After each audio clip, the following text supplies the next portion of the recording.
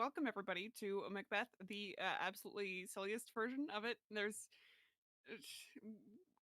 I don't think we have any brain cells left at this point, so there's no way that any of this is going to be serious in any which way. But hopefully, sound is good. Sound's working. I imagine it probably is. I'm just gonna wait for like a double check that things are working as they should. Uh, and then once somebody posts that everything's working as it should, then I'll just keep on going. Okay, it's good. Okay, awesome. Perfect. All right. So, welcome everybody to the tragedy of Macbeth. This is not going to be a tragedy really at all. It's going to be great. I mean, maybe the tragedy here is that like just everything's going to be absolute chaos, which is exactly the way it should be. Um so we're just going to head right into it. We got Act 1, Scene 1. A desert place. I don't know if that's a place that's deserted or if it's actually a desert. We've got thunderbolts and lightning enter, which is frightening 3.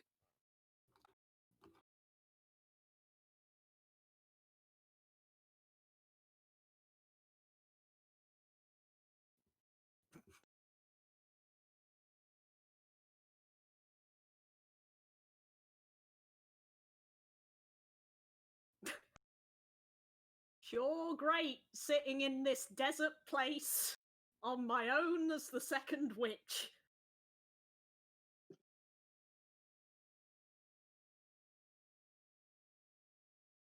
I first became a witch 75 years ago. Sorry, I'm late. I was getting my witchy breakfast. When shall we free meet again? In thunder or lightning or in rain? When the hurly burly's done, when the battle's lost and won. That will be ere the set of sun. Where's the place? Upon the heath. There to meet with Macbeth. I come, Grey Malkin. Paddock calls. And none. Fair is Fair is foul. Foul is fair. Hover through However, They all get out of here. Act 1, Scene 2, a camp near Forest. We've got an alarms going off. We got Duncan enters, Malcolm enters, Donalbain, Lennox with attendants, and they meet up with the sergeant who's just bleeding all over the place. What bloody man is that? He can report, as seemeth by his plight, of the revolt to the new estate. This is the sergeant who, like a good and hardy soldier, fought against my captivity. Hail, brave friend! Say to the king the knowledge of the broil as thou didst leave it. Doubtful it stood, as two spent swimmers that do cling together and choke their art. The merciless MacDonald, worthy to be a rebel, for to that the multiplying villainies of nature do swarm upon him. From the western isles of Kerns and gallows glasses is supplied, and fortune, on his damned quarrel smiling, showed like a rebel's horror, but all's too weak for brave Macbeth, well he deserves that name. Disdaining fortune with his brandished steel, which smoked with bloody execution, like valor's minion carved out his passage till he faced the slave, which never shook hands nor bade farewell to him, till he unseamed him from the nave to the chaps and fixed his head upon our battlement. Oh, valiant cousin, well, Chinton. As whence the sun gins his reflection, shipwrecking storms and direful thunders break, so from that spring whence comfort seemed to come, discomfort swells. Mark, King of Scotland, mark! No sooner justice had with valor armed compelled these skipping kerns to trust their heels, but a Norwegian lord surveying vantage with furbished arms and new supplies of men began a fresh assault. This maiden of these are captains Macbeth and Banquo. Yes, as sparrows eagles or the hare lion. If I say sooth, I must report they were as cannons overcharged with double cracks, so they doubly redoubled strokes upon the foe, Except they meant to bathe in reeking wounds or memorize another Golgotha, I cannot tell. But I am faint, my gashes cry for help. So will thy words become fears, thy wounds? They smack of honour both. Go get him surgeons. The sergeant leaves. Who comes here? The Friends theme plays and Ross enters. The worthy fate of Ross. What the haze looks through his eyes. So surely a look that seems to speak things strange. God save the king. Whence camest thou, worthy Thane? From 5, great king, where the Norwegian banners flout the sky and fan our people cold. Norway himself with terrible numbers, assisted by that most disloyal traitor, the Thane of Cawdor, began a dismal conflict till that Bellona's bridegroom, lapped in proof, confronted him with self-comparisons, point against point, rebellious arm against arm, curbing his slavish spirit, and to conclude, the victory fell on us. Great happiness. That now, Svino, the Norway's king, craves composition. Nor would we deign him burial of his man till he disbursed at St. Colm's inch $10,000 to our general use.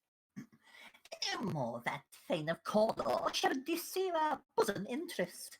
Go pronounce his present death, and with his former title greet Macbeth. I'll see it done. What he hath lost, no ruler Macbeth has won. They all get out of there. Act 1, Scene 3. We got a heath near Forest. We've got thunder, enter the 3 witches. Where hast thou been, sister? Kellen swine.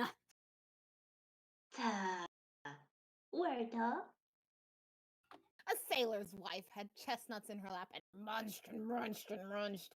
Give me, quoth I, anoint thee, witch, the rump-fed Cronion cries, her husband to Aleppo gone, master o' the tiger. But in a sieve I'll titter sail, and like a rat without a tail. I'll do, and I'll do. I'll give thee a wind. Thou'rt kind. And I another. I myself have all the other. Very port stay below, all the quarters that they know. I, the shipman's card, will drain him dry as hay.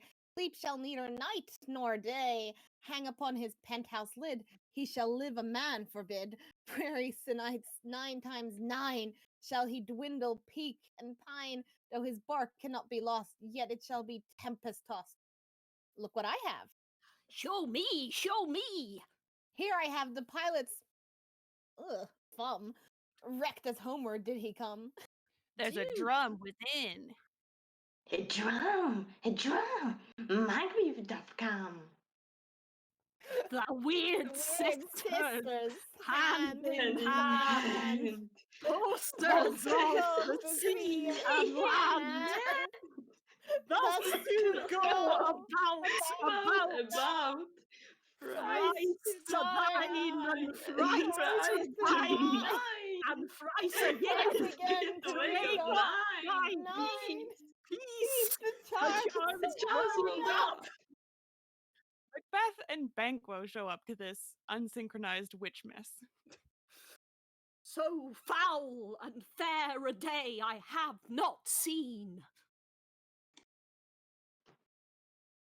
How far is called for ease? What are these so witchered and so wild in their attire, that look not like the inhabitants of the air, and yet are on't, live you? Or are you out that men may question? You seem to understand him by each at once her chappy finger leg pull her skinny lips. You should be a woman, and yet your bed forbid me to interpret that you are so. Speak, if you can. What are you? All hail Macbeth, Hail to thee, Thane of Glamis. All hail Macbeth! Hail to thee, Thane of Cawdor! Oh, hey, Macbeth. Thou shalt be king hereafter. Good sir, why do you start and seem to fear things that do sound so fair? I, in the name of truth, are ye fantastical, or that indeed which outwardly ye show? My noble partner, you greet with present grace, and yet your prediction of noble having and royal hope, that he seems wrapped withal, to me speak not. If you can look into the seeds of time and say which grain will grow and which will not, speak then to me, who neither beg nor fear your favors nor your hate. Hail! Hail! Hail! Lesser than Macbeth, and greater. Not so happy, yet much happier. Thou shalt get kings, though thou be none. So all hail Macbeth and Banquo.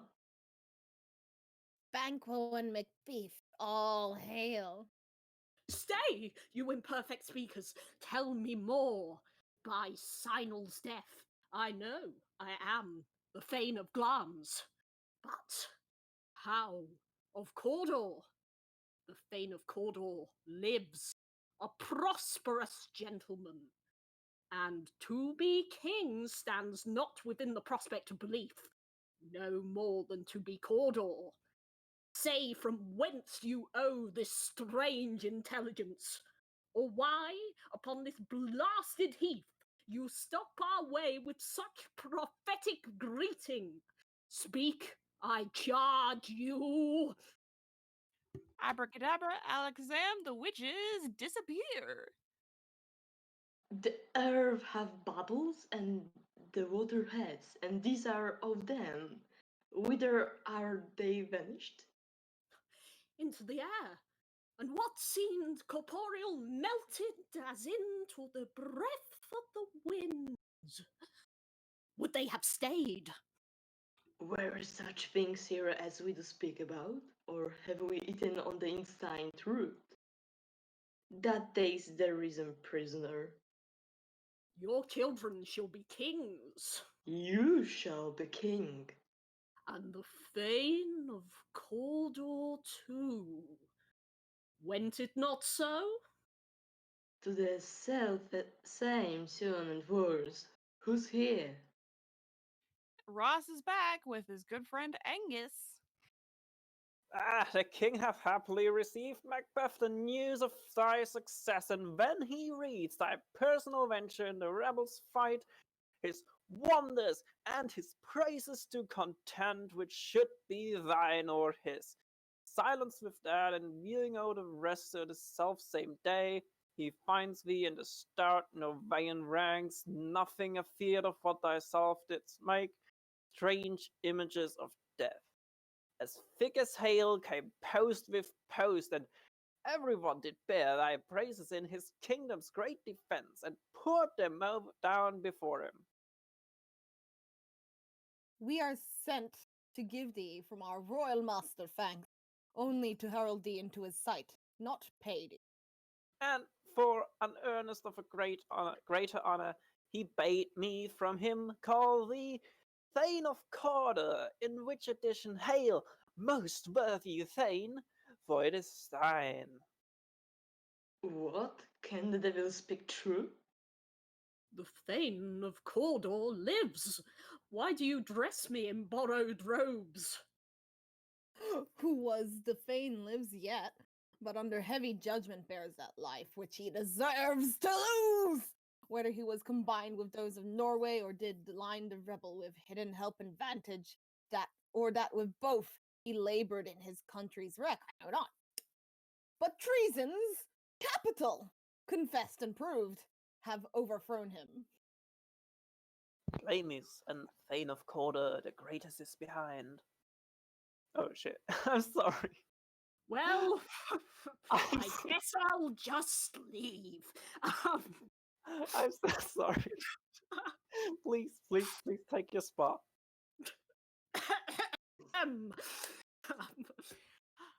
Glams and the Thane of Cawdor, the greatest, is behind.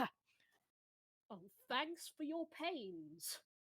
Do you not hope your children shall be kings, when those that gave the Thane of Cawdor to me promised no less to them? That trusted home might yet enkindle you unto the crown, besides the Thane of Cawdor. But 'tis strange, and oftentimes twin us to our harm, the instruments of darkness tell us truths, when us with honest truths to betray in deepest consequence. Cousins, a word, I pray you. 2 truths are told as happy prologues to the swelling act of imperial theme. I thank you, gentlemen. This supernatural soliciting cannot be ill, cannot be good if ill. Why has it given me earnest of success commencing if truth? I am Thane of Cawdor.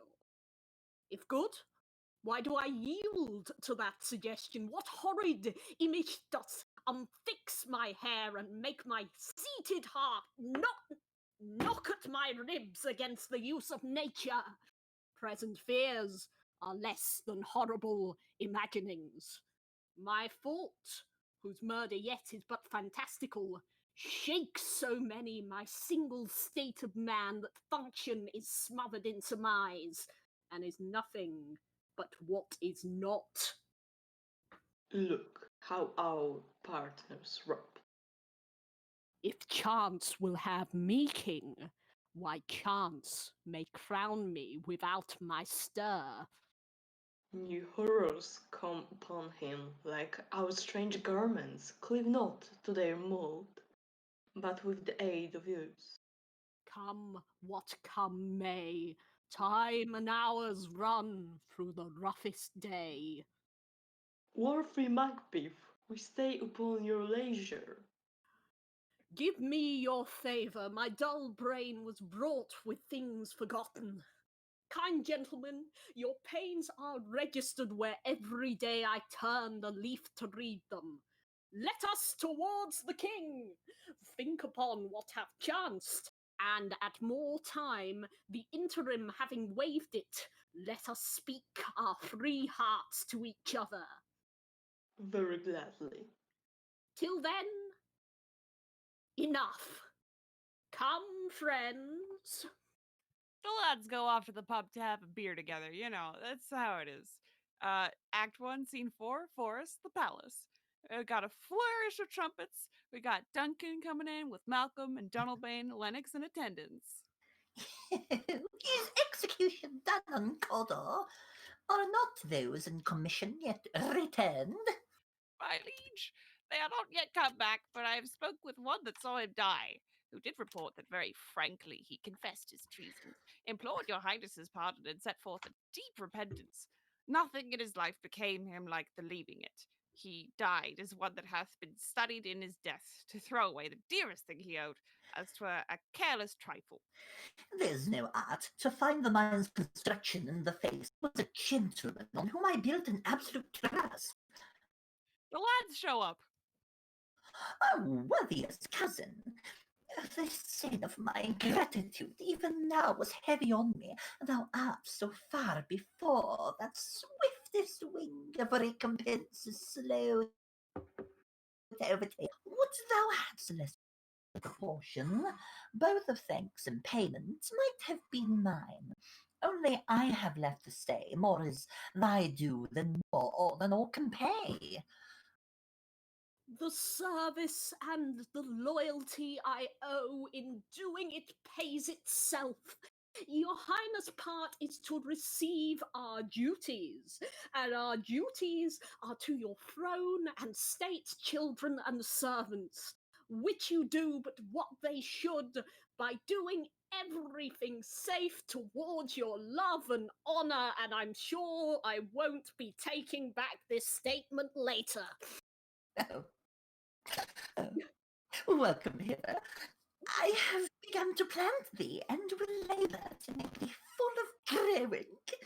Noble Banquo, that hast no less deserved, nor must be known no less to have done so. Let me enfold thee and hold thee to my heart.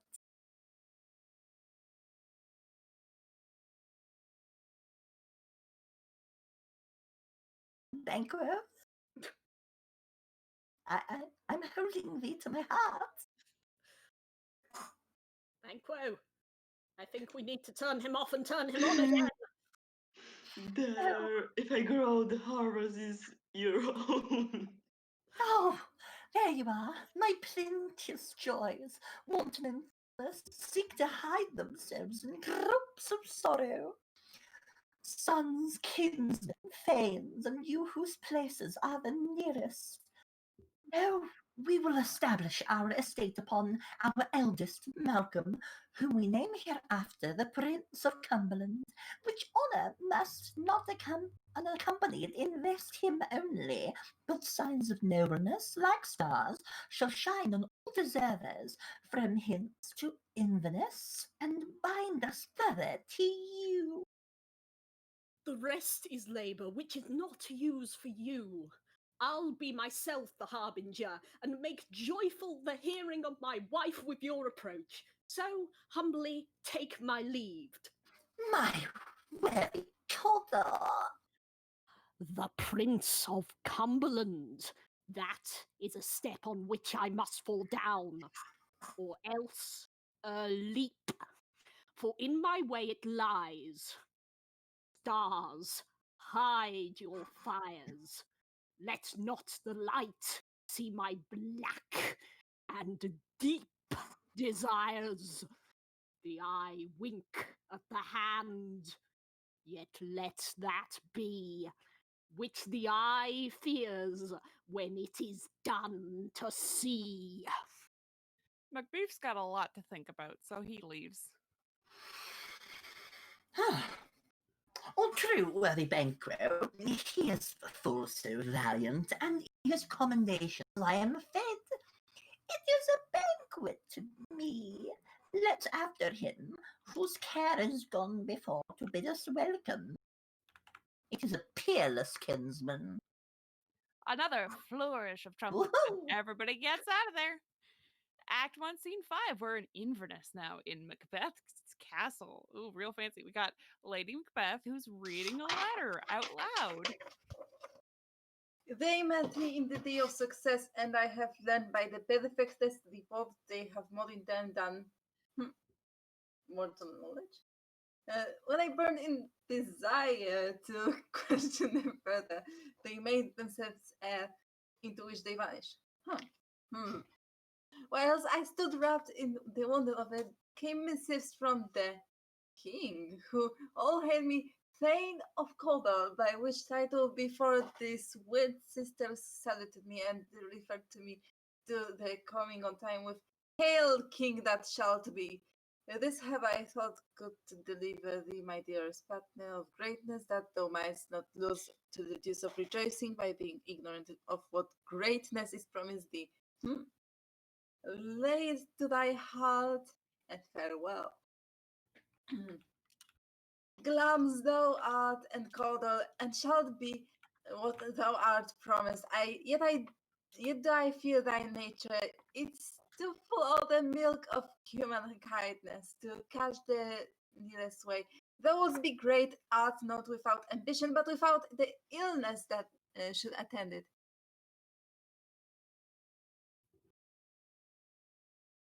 What was thou highly that was thou holily? Was not play false, and yet wouldst wrongly win.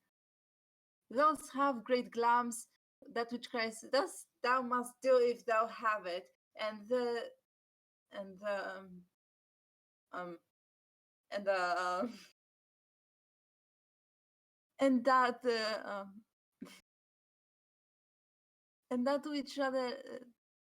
and that which rather thou dost fear to do than wishes to should be undone. Hide thee hither, that I may pour my spirits in thine ear, and chastise with the valor of my tongue, and all that impedes thee from the golden round which fate and metaphysical aid doth seem to have thee crowned withal.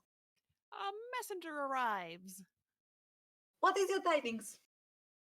The king comes here tonight. Thou'rt mad to say it. Is not thy master within?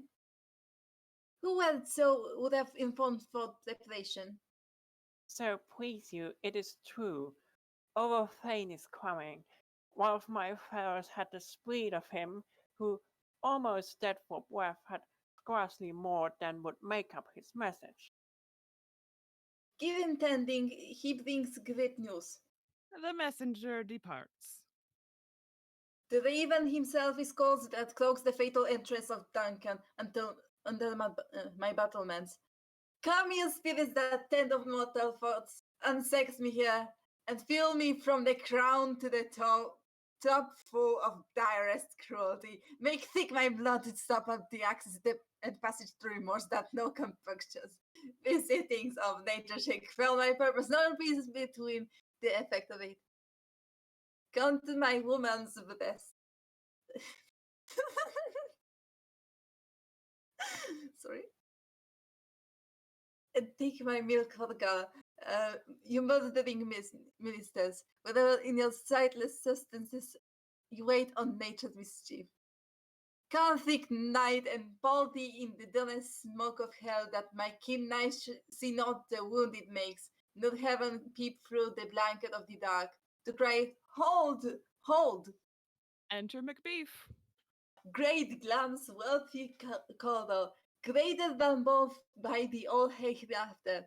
Thy letters have transported me beyond the ignorant present, and I feel now the future in the instant. My dearest love, forgive me if a messenger has just literally told you this, but Duncan comes here tonight. And when goes hence? Tomorrow, as he purposes. Oh, never shall see that morrow sea. Your face, my Thane, is a book where men may read strange matters, to beguile the time, look like the time. Bear welcome in your eye, your hand, your tongue. Look like the innocent flower, but be the serpent under it. He that is coming must be provided for, and you shall put this night's great business into my dispatch, which shall to all our nights and days to come give solely sovereign sway and masterdom. We will speak further. Only look up clear to all the favor ever is to feel. Leave all the rest to me. The couple exits. Act 1, Scene 6, before Macbeth's castle. We've got some hot boys and torches. We got Duncan, Malcolm, Donalbain, Banquo, Lennox, Macduff, Ross, Angus, and attendants. This castle hath a pleasant seat. The air nimbly and sweetly recommends itself unto our gentle senses. This guest of summer, the temple-hearting martlet, does prove by his love mentionary that he heaven's breath smells wooingly here. No jelly, praise, butters, nor coin of vantage, but this bird hath made his pendant bed and procreant cradle. Where they most breathe and hunt, I have observed the air is delicate. Lady Macbeth enters. See, honoured hostess, the love that follows us sometime as our trouble, which still we think as love. Herein I teach you how you shall bid God ild us for your pains and thank us for your trouble. All out service in every point twice done, and then done double wordful and single business to contend against those honors deep and broad wherewith your majesty loads our house. For those of old and delayed dignities heaped upon to them, we rest your hermits. Where is the Thane of Cawdor? We crossed him at the heels and had a purpose to be his purveyor. But he rides well, and his great love, sharp as his spur, shall hope him to his home before us. A fair and noble host. We are your guests tonight. You citizens ever have theirs themselves and what is theirs in count to make their audit at your highness' pleasure, still to return your own. Give me your hand. Conduct me to mine host. We love him highly, and shall continue our graces toward him. By your leave, hostess. They all leave. Act 1, Scene 7, Macbeth's Castle. More hot boys, more torches. We've also got a sewer and divers. Are those people who dive into the sewers? Sounds like not a great job. We got servants that are carrying dishes and all sorts of food on the dishes, and they pass over all over the place, handing out the food. And then the one, the only, Macbeth shows up. Is this happening in the sewer? Ah, okay. If it were done, when 'tis done, then 'twere well it were done quickly. If the assassination could trammel up the consequence and catch with his success, that but this blow might be the be-all and end-all here. But here, this bank and shoal of time well jump the life to come. But in these cases, we still have judgment here, that we but teach bloody instructions, which being taught return to plague the inventor. This even-handed justice commends the ingredients of our poisoned chalice to our own lips. He's here in double trust. First, as I am his kinsman and his subject, strong both against the deed, and then as his host, who should against his murderer shut the door, not bear the knife myself. Besides, this Duncan hath borne his faculties so meek, hath been so clear in his great office, that his virtues will plead like angels trumpet-tongued against the deep damnation of his taking off, and pity like a naked newborn babe striving the blast or heaven's cherubim, horsed upon the sightless couriers of the air, shall blow the horrid deed in every eye, the tears shall drown in the wind. I have no spur to prick the sides of my intent, but only vaulting ambition, which o'erlaps itself and falls on the other. Lady Macbeth, who has her own opinions on murder, enters. How now? What news? He has almost subbed.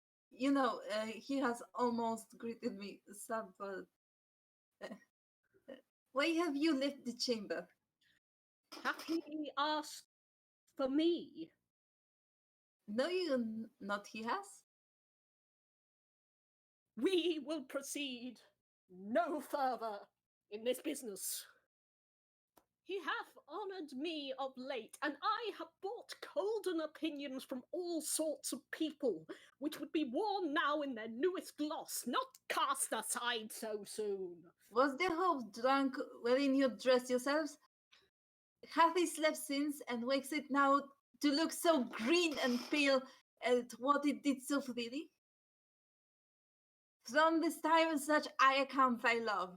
Art thou afeared to be the same in thine own act and valor as thou art in desire? Wouldst thou have that which thou esteemest the ornament of life, and live the coward in thine own esteem, letting either not wait upon I would, like the book card in the adage? Prithee, peace! I dare do all that may become a man. Who dares do more is none. What beast was then that made you speak this and that this to me? When you does do it, then you are a man. And to be more than you are, you would be so much more than man. No time, no place did then and here, and yet you would make it both. They have made themselves, and that their sweetness now does unmake you. I have given suck and know how tender 'tis to love the babe that milks me. I would, while it was smiling in my face, have plucked the nipple from his boneless gums and dashed the brains out. Had I so sworn as you have done to this? If we should fail, We fail! But Squilliot clutched the sticking place and will not fail.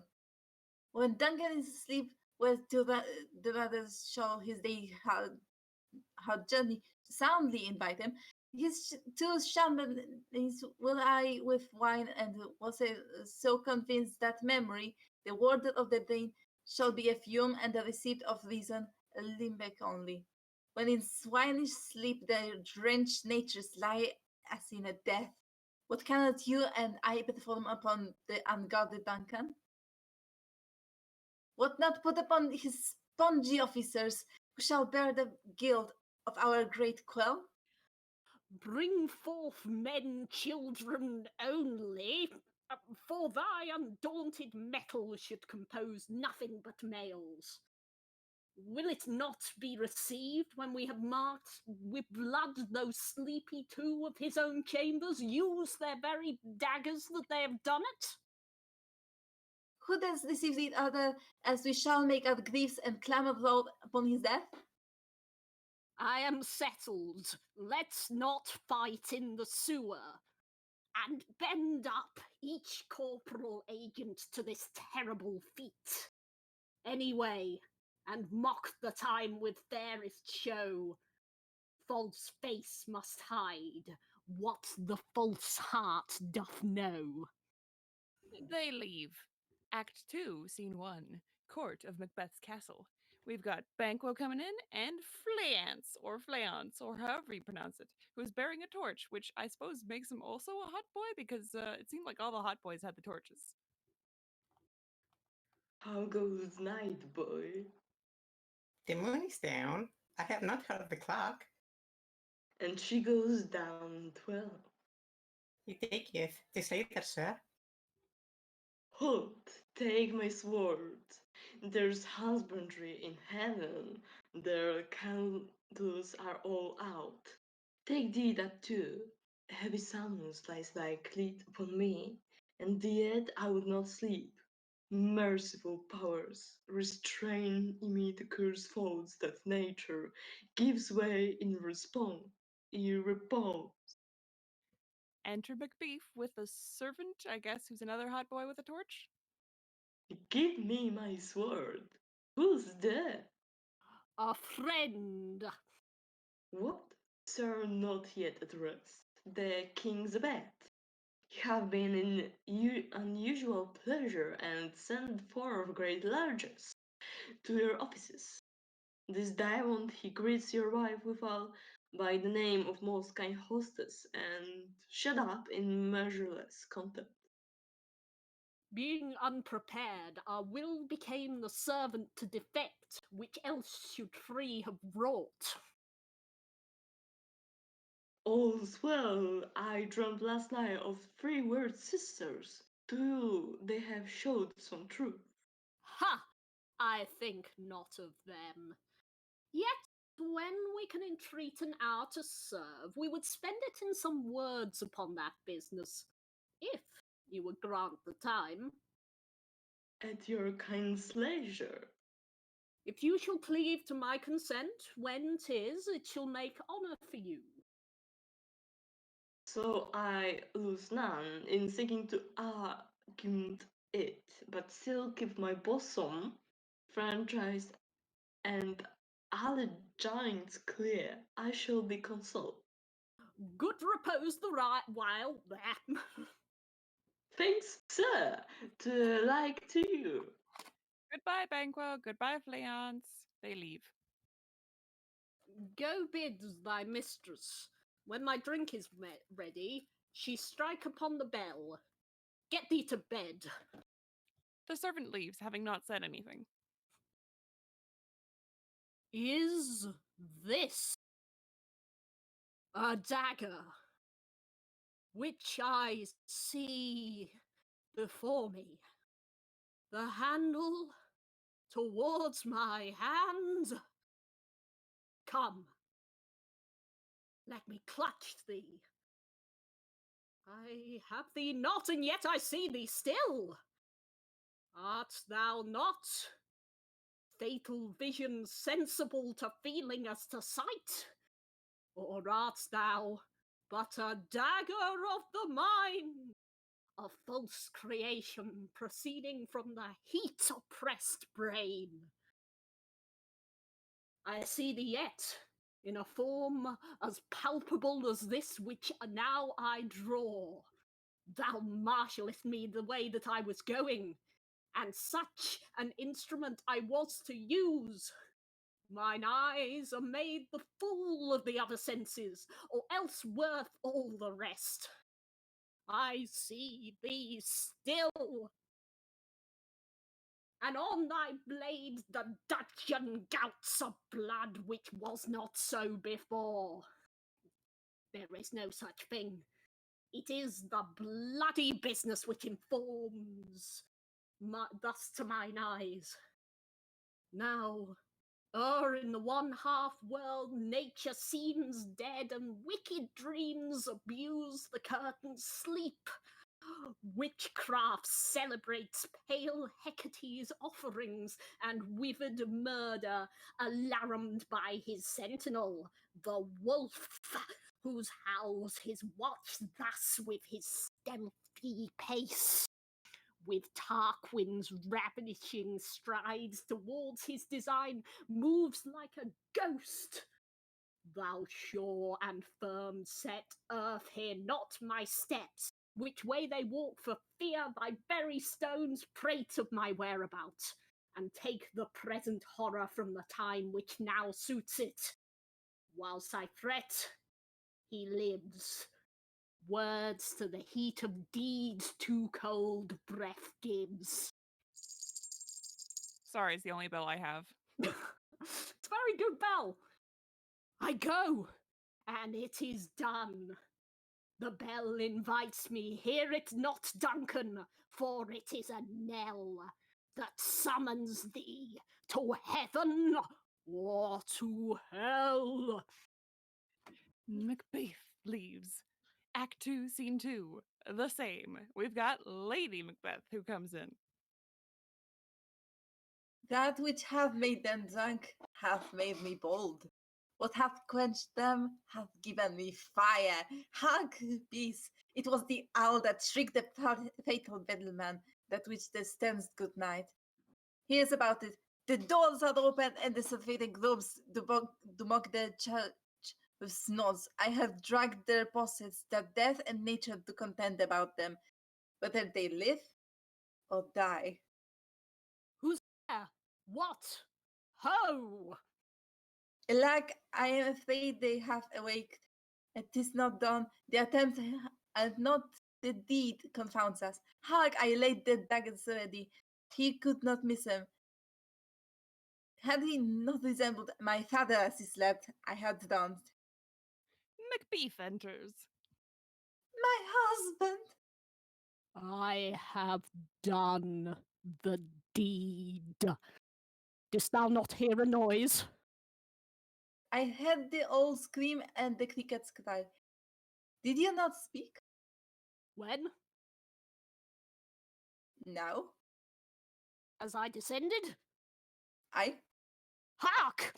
Who lies in the second chamber? Donalbain. This is a sorry sight. Macbeth looks at his hands. A foolish thought to say a sorry sight. There's one did laugh in sleep, and one cried murder. But they did wake each other. I stood and heard them, but they did say their prayers and address them again to sleep. They are two lodged together. One cried, "God bless us," and "Amen," and the other, as they had seen me with these hangman's hands, listening their fear, I could not say Amen when they did say God bless us. Consider it not so deeply. But wherefore could I not pronounce Amen? I had most need of blessing, and Amen stuck in my throat. These deeds must not be thought after these ways, so it wouldn't make us mad. Methought I heard a voice cry, "Sleep no more. Macbeth doth murder sleep. The innocent sleep. Sleep that knits up the ravelled sleeve of care. The death of each day's life sore labour's balm of hurt minds. Great nature's second cause, chief nourisher in life's feast." What do you mean? Excuse me. Still it cried, "Sleep no more. To all the house Glamis has murdered sleep, and therefore Cawdor shall sleep no more. Macbeth shall sleep no more." Was it that this cried? Why not? Why was he saying, "Do you do unbend your noble strength to think so brain sickly of things? Go get some water. Please get some. And wash this filthy witness from your hand. Why did you bring these daggers from the place? They must lie there. Go carry them and smear their sleeping rooms with blood." I'll go no more. I'm afraid to think of what I have done. Look on't again, I dare not. In freedom of purpose, give me the daggers. The sleeping and the dead are but as pictures. 'Tis the eye of childhood that fears a painted devil. If he do bleed, I'll gild the faces of the grooms withal, for it must seem their guilt. Lady Macbeth exits. Whence is that knocking? How is't with me when every noise appalls me? What hands are here? Ha! They pluck out mine eyes. Will all great Neptune's ocean wash this blood clean from my hand? No. This my hand will rather have the multitudinous seas in Incardine, making the green one red. Lady Macbeth returns. My hands are of your color, but I am ashamed to wear a heart so white. I hear a knocking at the south entry. Retire to our chamber. A little water clears us of this deed. How easy it is then? Your constancy hath left you unattended. Hark, more knocking. Get on your nightgown, lest occasion calls us, and show us to be watchers. Be not lost so poorly in your thoughts. To mow my deed, 'twere best not know myself. Wake Duncan with thy knocking. I wouldst thou couldst. They all leave. Act 2, Scene 3. The same. There's even more knocking. A porter enters. Here's a knocking indeed. If a man were porter of Hellgate, he should have old turning the key. Knock, knock, knock, knock, knock. Who's there in the name of Beelzebub? Here's a farmer that hanged himself on expectation of plenty. Come in time, have napkins of know about you, here you'll sweat for it. Knock, knock. Who's there in the other devil's name? Faith, Here's an equivocator that could swear in both the scales against either scale who committed enough treason for God's sake, yet could not equivocate the Evan. Oh, come in, equivocator. Knock, knock, knock, knock. Who's there? Faith, he's an English tailor come hither for stealing out of a French hose. Come in, tailor. Here you may roast your goose. Knock, knock, never. Quiet. What are you? But this place is too cold for hell. I'll devil porter it no further. I had thought to have left in some of all professions that go the primrose way to the everlasting bonfire. Anon, I pray you. Remember the porter. He finally opens the gate, and Macduff and Lennox enter. Was it so late, friend, ere you went to bed that you do lie so late? Faith, sir, we were carousing till the second cock, and drink, sir, is a great provoker of 3 things. What 3 things does drink especially provoke? Marry, sir, nose painting, sleep, and urine. Lechery, sir, it provokes and unprovokes. It provokes the desire, but it takes away the performance. Therefore, much drink may be said to be an equivocator with lechery. It makes him and it mars him. It sets him on and takes him off. It persuades him and disheartens him. Makes him stand to and not stand to. In conclusion, equivocates him in a sleep, and giving him the lie, leaves him. I believe drink gave thee the lie last night. That it did, sir, in the very throat on me, but I requited him for his lie, and I think, being too strong for him, though he took at my legs sometime, yet I made a shift to cast him. Is thy master stirring? Here comes Macbeth. Knocking as a victim, here he comes. Good mother, noble sir. Good morrow, both. Is the king stirring, worthy Thane? Not yet. He did command me to call timely on him. I have almost slipped the hour. I'll bring him to you. Oh, I know this is a joyful trouble to ye, but yet 'tis one. The labour we delight in physics pains. This is the door. I'll make so bold to call, for 'tis my limited service. Macduff exits.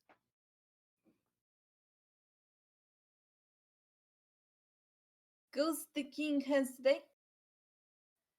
He does. He did appoint so. The night has been unholy, and where we lay, our chimneys were blown down, and as they say, lamenting hurried there, strange screams of death and prophesying with accents terrible of dire combustion and confused events near hatch to the woeful time. The obscure bird clamored the livelong night. Some say the earth was feverous and did shake. Was a rough night. My young remembrance cannot parallel a fellow to it. Macduff returns. Maybe he had trouble finding Duncan. You know, maybe he got a little lost. That's what it is. Horror! Horror! Horror! Tongue nor heart cannot conceive nor name thee. Oh no, what's the matter? Confusion now hath made his masterpiece. Most sacrilegious murderers have broke up the Lord's anointed temple and stole thence the life of the building. What is that you say? The life?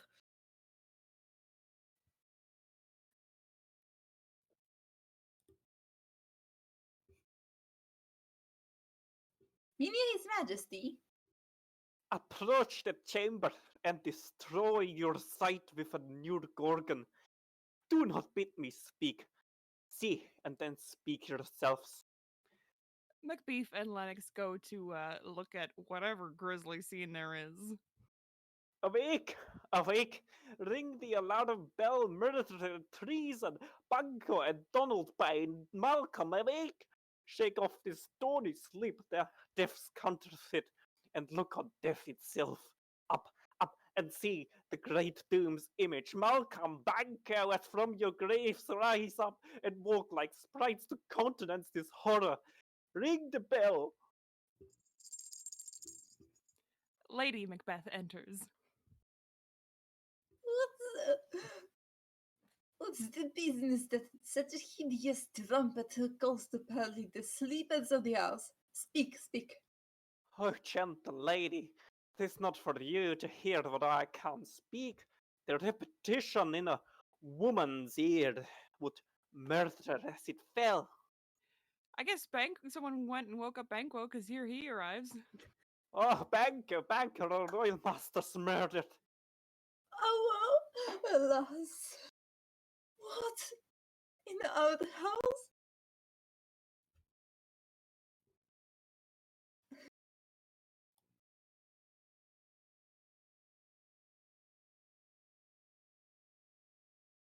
Too cruel anywhere, dear dove, I prithee contradict thyself, and say it not so. Macbeth and Lennox return from the grisly scene and somehow picked up Ross along the way. Had I but died an hour before this chance, I had lived a blessed time, for from this instant there's nothing serious in mortality. All is but toys, renown, and grace is dead. The wine of life is drawn, and the mere lees is left this bolt to brag of. Malcolm and Donalbain enter, the gang's all here. What is amiss? You are, and do not note, the spring, the head, the fountain of your blood is stopped. The very source of it is stopped. Your royal father's murdered. Oh, by whom? Those of his chamber, as it seemed, had done it. Their hands and faces were and bashed with blood, so were the daggers which unwisely found upon their pillows. They stared and were distracted. No man's life was to be trusted with them. Oh, yet I do repent me of my fury that I did kill them. Oh, therefore did you so. Who can be wise, amazed, temperate, and furious, loyal, and neutral in a moment? No man. The expediation of my violent love outrun the pause and reason. Here lay Duncan, his silver skin laced with his golden blood, and his gashed stabs look like a breach in nature for his ruin's wasteful entrance. There, the murderers, steeped in the colours of their trade, their daggers unmannerly breached with gore, who would refrain that had a heart to love, and in that heart courage to make love known. Help me, Hans. Oh, Look to the lady. Why do we hold our tongues? Most may claim this argument for hours. What should be spoken here where our fate hidden in Ogre Hall may rush and seize us? Let's away, our tears are not yet brought. Nor our strong sorrow upon the foot of motion. Look to the lady, and when we have our naked fratalities hid, then suffer in exposure let us meet, and question this most bloody piece of work. To know it further, fears and scruples shake us, and in the great hand of God I stand, and tense against the undivulged pretense I find of treason's malice. And so do I. So, Oh. Let us briefly put on manly readiness and meet in the hall together. Well, Well contended. Everyone except Malcolm and Donalbain exit. What will you do? Let's not consult with them to show an unfelt sorrow is an office which the false man does easy. All to England. To Ireland, our separated fortune shall keep us both the safer. Where we are, there's daggers in men's smiles, the nearer in blood, the nearer bloody. This murderous shaft that's shot hath not yet lighted, and our safest way is to avoid the aim. Therefore, to horse, and let us not be dainty of leave taking, but shift away. There's warrant in that theft which steals itself when there's no mercy left. Malcolm and Donalbain exit. Act 2, Scene 4. Outside Macbeth's castle. Here comes Ross with an old man. 10 I can remember well, within the volume of which time I have seen our dreadful things strange, but this Sir Knight have thrilled from her knowings. Ah, good father, thou seest the heavens is troubled with man's act. That is bloody stage. By the clock this day, and yet dark night strangles the travelling lamp. Is night predominance on the day's shame that darkness doth the face of earth entomb when living light should kiss it? 'Tis unnatural. Even like the deed that's done on Tuesday last, Falcon, towering in her pride of place, was by a musing hulked and killed. And Duncan's horses, a thing most strange and certain, beauteous and swift, the minions of their race, turned wild in nature, broke their stalls, flung out, contending against obedience as they would make war with mankind. This said they eat each other.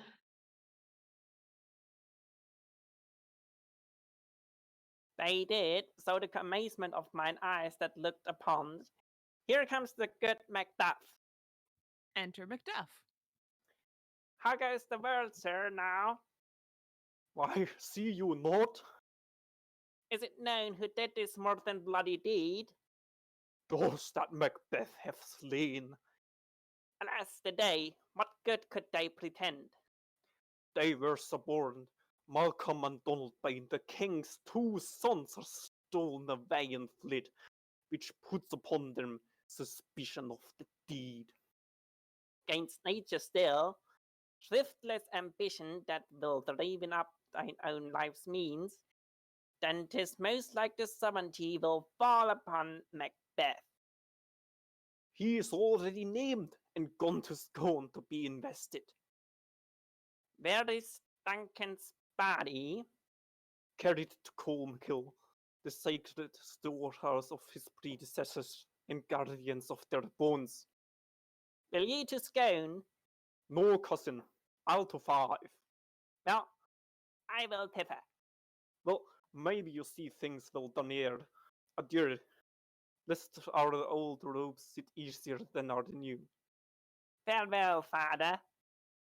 God's pennies and go with you, and with those that will make good of bad, and friends of foe. They all exit. And then all the characters in this play, both murdered and murderers alike, decided to go on a 15-minute break because murdering is very exhausting, if I'll be honest. And so, just like them, the rest of us are going to go on a 15-minute break as well. We are going to see you all in 15 minutes, a lovely little interval as a treat, and we'll return in Act 3, Scene 1 afterwards.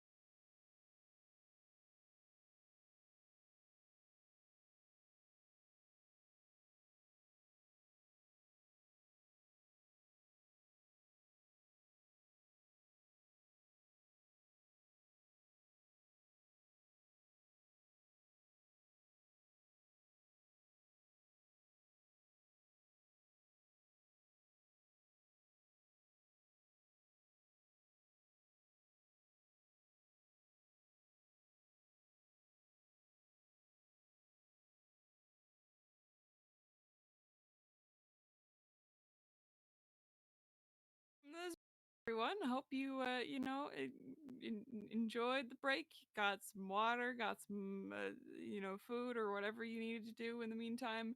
No need to pay attention to what was going on the stream in the meantime. It's just intermission. Nothing's changed. Everything's just the same. And we're just going back to where we were, which was Act 3, Scene 1, in Forest in the palace. And here comes Banquo. Thou hast it now, King, Caudle, Glamis, all, as the weird woman promised, and I fear thou playest most fully forth.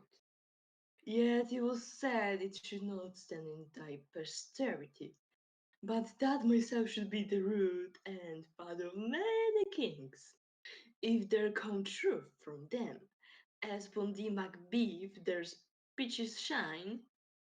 Why, by the verities on thee made good, may they not be my oracles as well, and set me up in hope? But hush, no more. There's a Senate that sounded. I'm not sure exactly what that is. In comes King Macbeth, Queen Macbeth, Lennox, Ross, various lords and ladies, and attendants. Here's our chief guest. It had been forgotten it had been a gap in our great feast, and all thing unbecoming. Tonight we hold a solemn supper, sir, and I'll request your presence. Let your highness command upon me, to the which my duties are with a most indissoluble tie for ever knit. Ride you this afternoon? Hey, my good lord.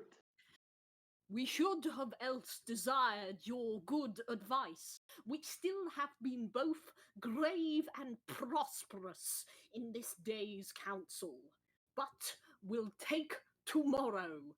Is far your ride? As far, my lord, as will fill up the time, twixt this and supper. Go not my horse the better, I must become a borrower of the night for a dark hour or twain. Fail not our feast. My lord, I will not. We hear our bloody cousins are bestowed in England and in Ireland, not confessing their cruel parricide, filling their hearers with strange invention. But of that tomorrow, when therewithal we shall have cause of state craving us jointly. Hie you to horse, adieu, till you return at night. Goes Fleance with you? Ay, my good lord, our time does call upon us. I wish your horses swift and sure of foot, and so I do commend you to their backs. Farewell! Banquo leaves to go on a very, very safe travel. Let every man be master of his time. Till 7 at night, to make society the sweeter welcome, we will keep ourselves till supper time alone. While then, God be with you. Everybody else leaves except for Macbeth and an attendant. Sirrah, a word with you. Attend those men our pleasure? They are, my love. We've had the bad escape. Bring them before us. The attendant leaves. To be thus is nothing, but to be safely thus. Our fears in Banquo stick deep, and in his royalty of nature reigns that which would be feared. 'Tis much he dares, and to that dauntless temper of his mind he hath a wisdom that doth guide his valour to act in safety. There is none but he whose being I do fear, and under him my genius is rebuked. As it is said, Mark Antony's was by Caesar. He chid the sisters when they first put the name of king upon me, and bade them speak to him. Then, prophet-like, they hailed him father to a line of kings. Upon my head they placed a fruitless crown, and put a barren sceptre in my gripe. Thence to be wrenched with an unlineal hand, no son of mine succeeding. If to be so, for Banquo's issue have I filled my mind. For them, the gracious Duncan I have murdered, put rankles in the vessel of my peace only for them, and mine eternal jewel given to the common enemy of man to make them king, the seed of Banquo kings. Rather than so, come fate into the list and champion me to the utterance. Who's there? The attendant returns with two people who may or may not have killed people in the past in such a way that might be considered murder. Now, go to the door and stay there till we call. The attendant leaves. Was it not yesterday we spoke together? It was so. So please your highness. Well then, now, have you considered of my speeches? Know that it was he in the times past which held you so under fortune which you thought had been our innocent self. This I made good to you in our last conference, passed in probation with you, how you were borne in hand, how crossed the instruments who warned them, and all else things might to a half a soul and to a crazed notion say, thus did Banquo. You made it known to us. I did so, and went further, which is now our point of second meeting. Do you find your patience so predominant in your nature that you can let this go? Are you so gospelled to pray for this good man and for his issue, whose heavy hand hath bowed you to the grave and beggared yours forever? We are men, my liege. Aye, in the catalogue you go for men, as hounds and greyhounds, mongrels, spaniels, curs, chows, water-rugs, and demi-wolves are clept all by the name of dogs. The value file distinguishes the swift, the slow, the subtle, the housekeeper, the hunter, every one according to the gift which bounteous nature have in him closed, whereby he doth receive particular addition from the bill that writes them all alike. And so, of men. Now, if you have a station in the file, not in the worst rank of manhood, say it, and I will put that business in your bosoms, whose execution takes your enemy off, grapples you to the heart and love of us who will wear our health but sickly in his life, which his death were perfect.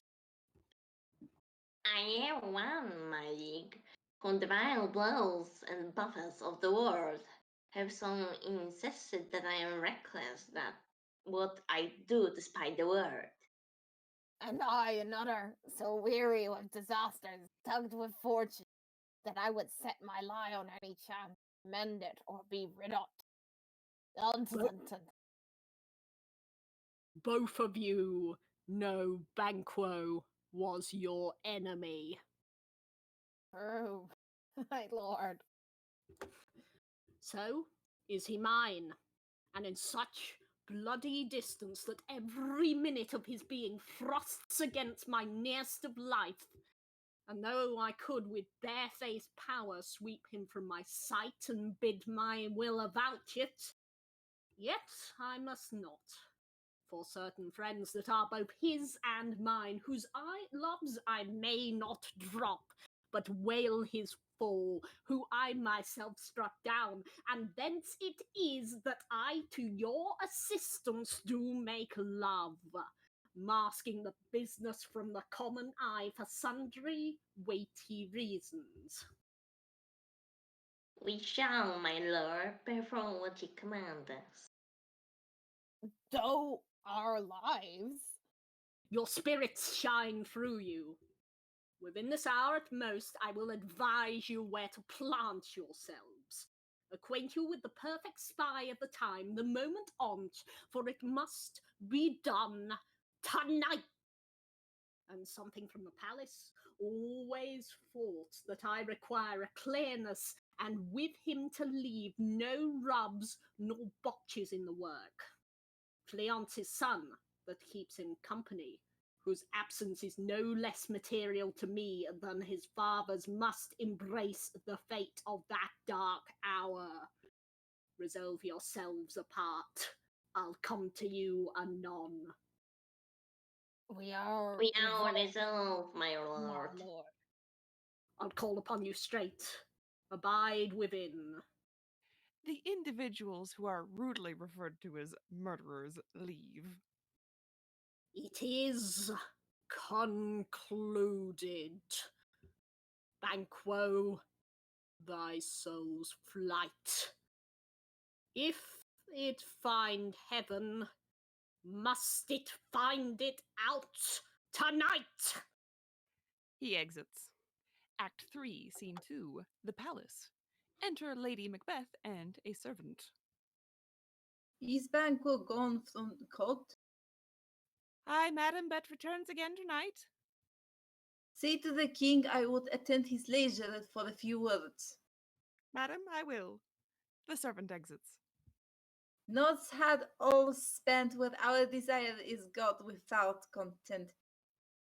'Tis safer to be that which we destroy, than by destruction dwell in doubtful joy. Macbeth enters. How now, my lord? Why do you keep alone of serious fancies your companions making, using those thoughts which should indeed have died with them they think on? Things without all remedy should be without regard. What's done is done. We have scotched the snake, not killed it. She'll close and be herself, while our poor Malice remains in the danger of her former tooth. But let the frame of things disjoint, both the worlds suffer, ere we will eat our meal in fear and sleep in the afflictions of these terrible dreams that shake us nightly.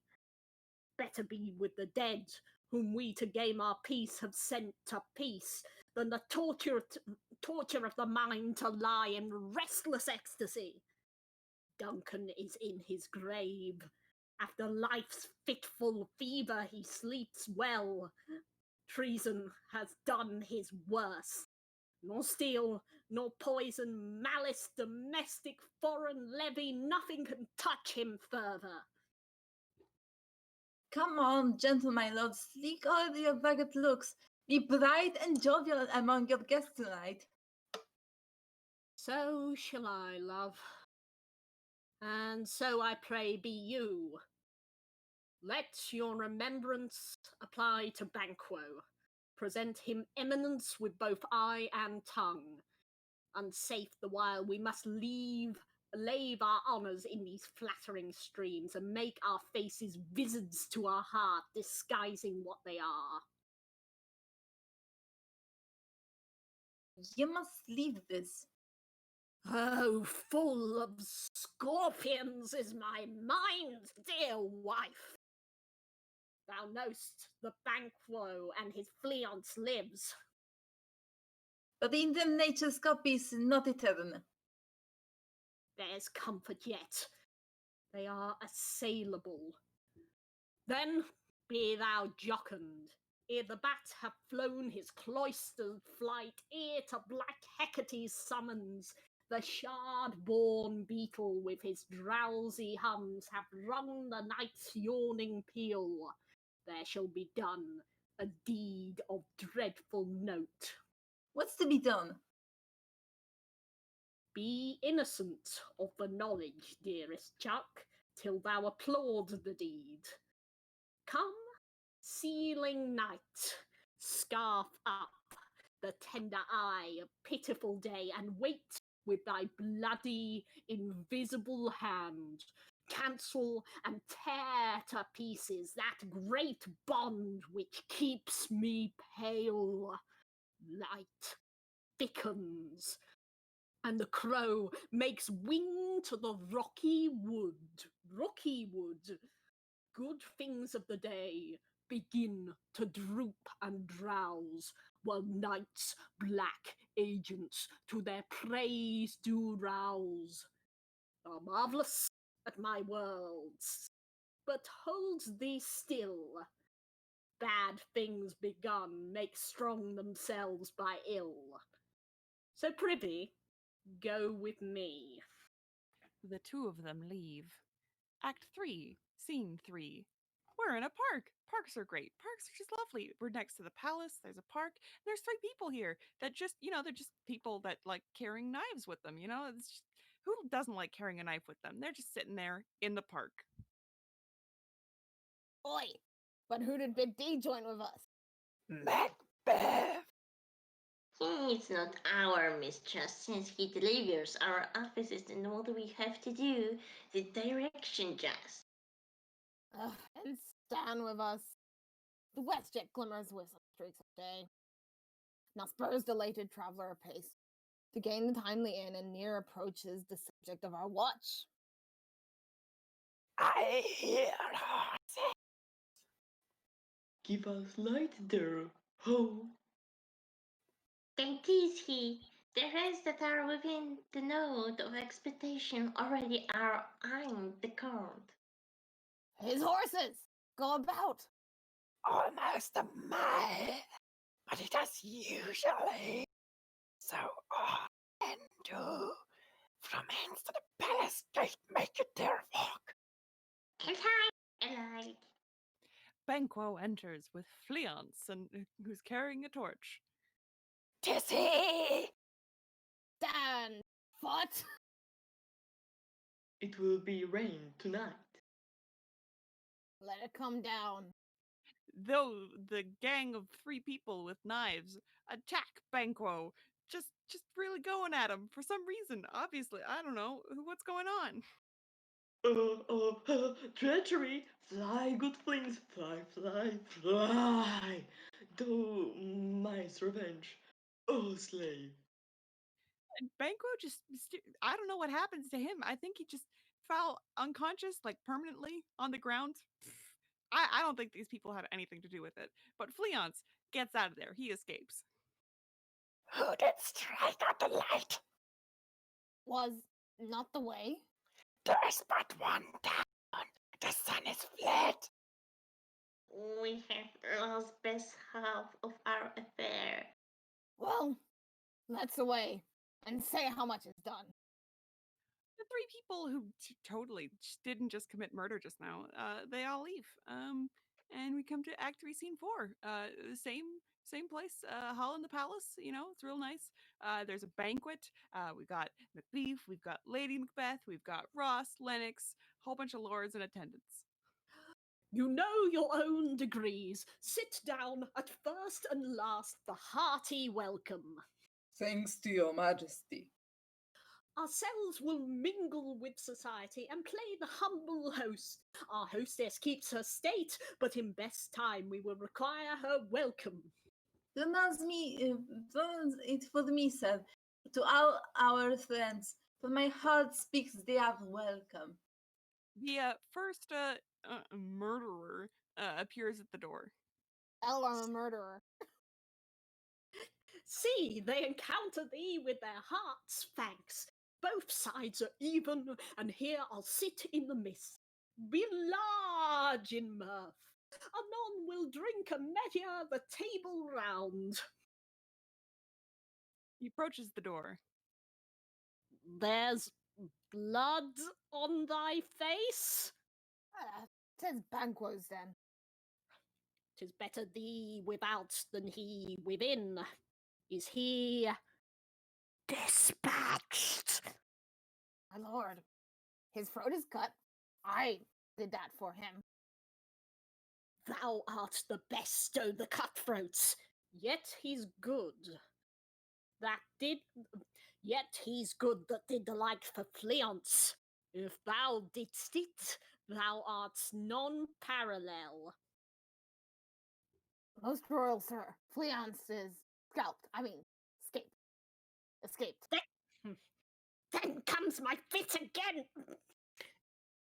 I had else been perfect, whole as the marvel founded in as the rock, as broad and general as the casing air, but now I am cabined, cribbed, confined, bound into saucy doubts and fears. But Banquo's safe. Aye, my good lord, safe in a ditch he bides, with 20 treacherous gashes on his head, the least of death to nature. Oh, thanks for that. There the grown serpent lies. The worm that's fled hath nature that in time will venom breed. No teeth for the present. Get thee gone. Tomorrow we'll hear ourselves again. The person who may have actually murdered somebody for real leaves. My royal lord, you do not give the cheer. The feast is sold that is not often vouched, while this making is given a welcome to feed well best at home. From thence the source to meet is ceremony, meeting well better without it. Sweet remembrancer, now good digestion wait on appetite and health on both. May it please your highness seat. The ghost of Banquo, who I suppose is a little bit more dead than initially thought, enters and sits where Macbeth is supposed to sit. Yeah, had we now our country's honour roofed, where the great person of our Banquo present, who may I rather challenge for unkindness than pity for mischance. His absence, sir, lays blame upon his promise. Pleased your highness to grace us with your royal company. The table's full. Here is a place reserved, sir. Where? Here, my good lord. Was it that moves your highness? Which of you have done this? What, my good lord? Thou canst not say I did it. Never shake thy gory locks at me. Gentlemen, rise. His highness is not well.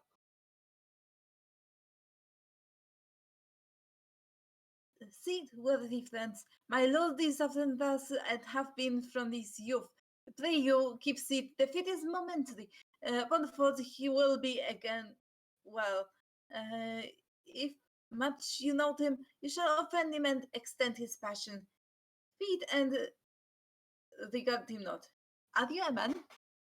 Aye, a bold one that dare look on that which might appall the devil. Oh, proper stuff. This is the very painting of your field. This is the Eljon dagger which you said led you to Duncan. Oh, these flaws and stars impostors to Trufield.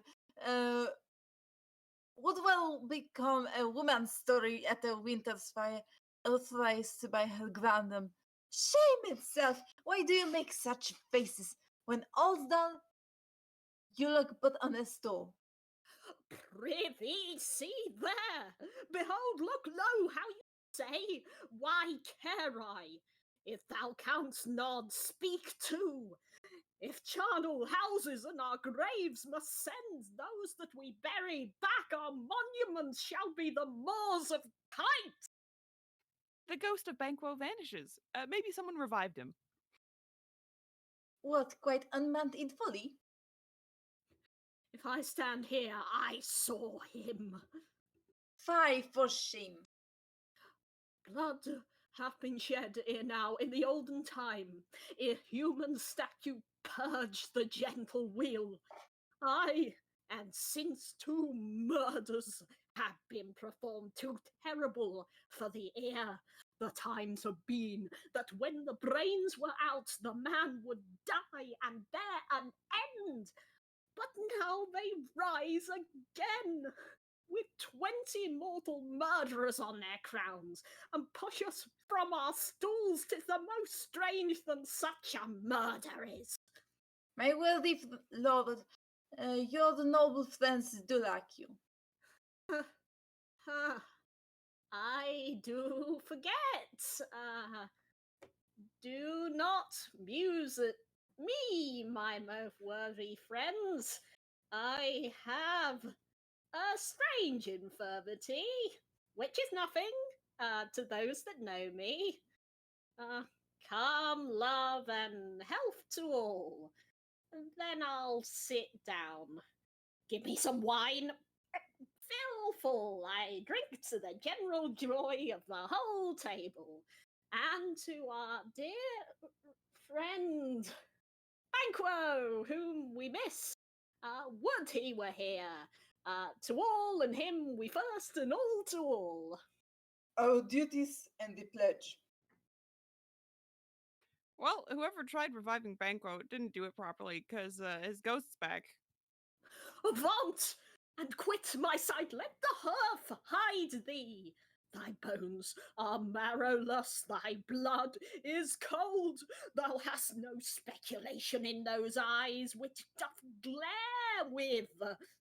Think of this, good peeps, but as a thing of custom, 'tis no other. Only it spoils the pleasure of the time. What man dare I dare approach thou like the rugged Russian bear, the armed rhinoceros, or the Hirschken tiger? Take any shape but that, and my firm nerves shall never tremble or be alive again. And dare me to the desert with thy sword, if I, trembling, I inhabit them, protect me, the baby of a girl. Hence, horrible shadow, unreal mockery, hence! The ghost of Banquo realizes he's not wanted around here, so he leaves. Why, so being gone, I am a man again. Pray you, sit still. You have displeased the mirth, broke the good meeting with most admired disorder. Can such things be, and overcome us like a summer's cloud without your special wonder? You make me strange, even to the disposition that I owe, when now I think you can behold such sights and keep the natural ruby of your cheeks when mine is blanched with fear.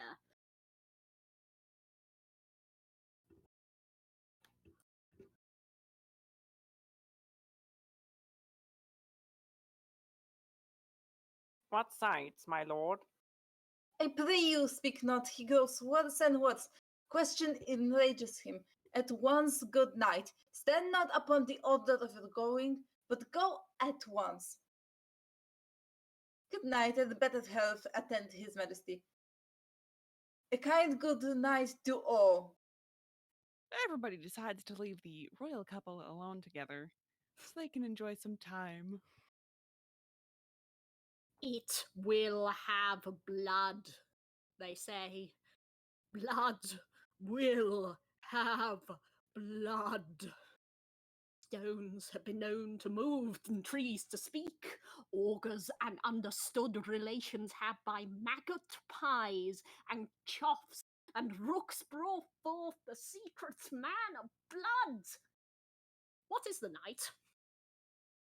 Almost at odds with modeling, which is which. How sayest thou that Macduff denies his person at our great bidding? Did you send to him, sir? I hear it, by the way, but I will send. There's not a one of them, but in his house I keep a servant feed.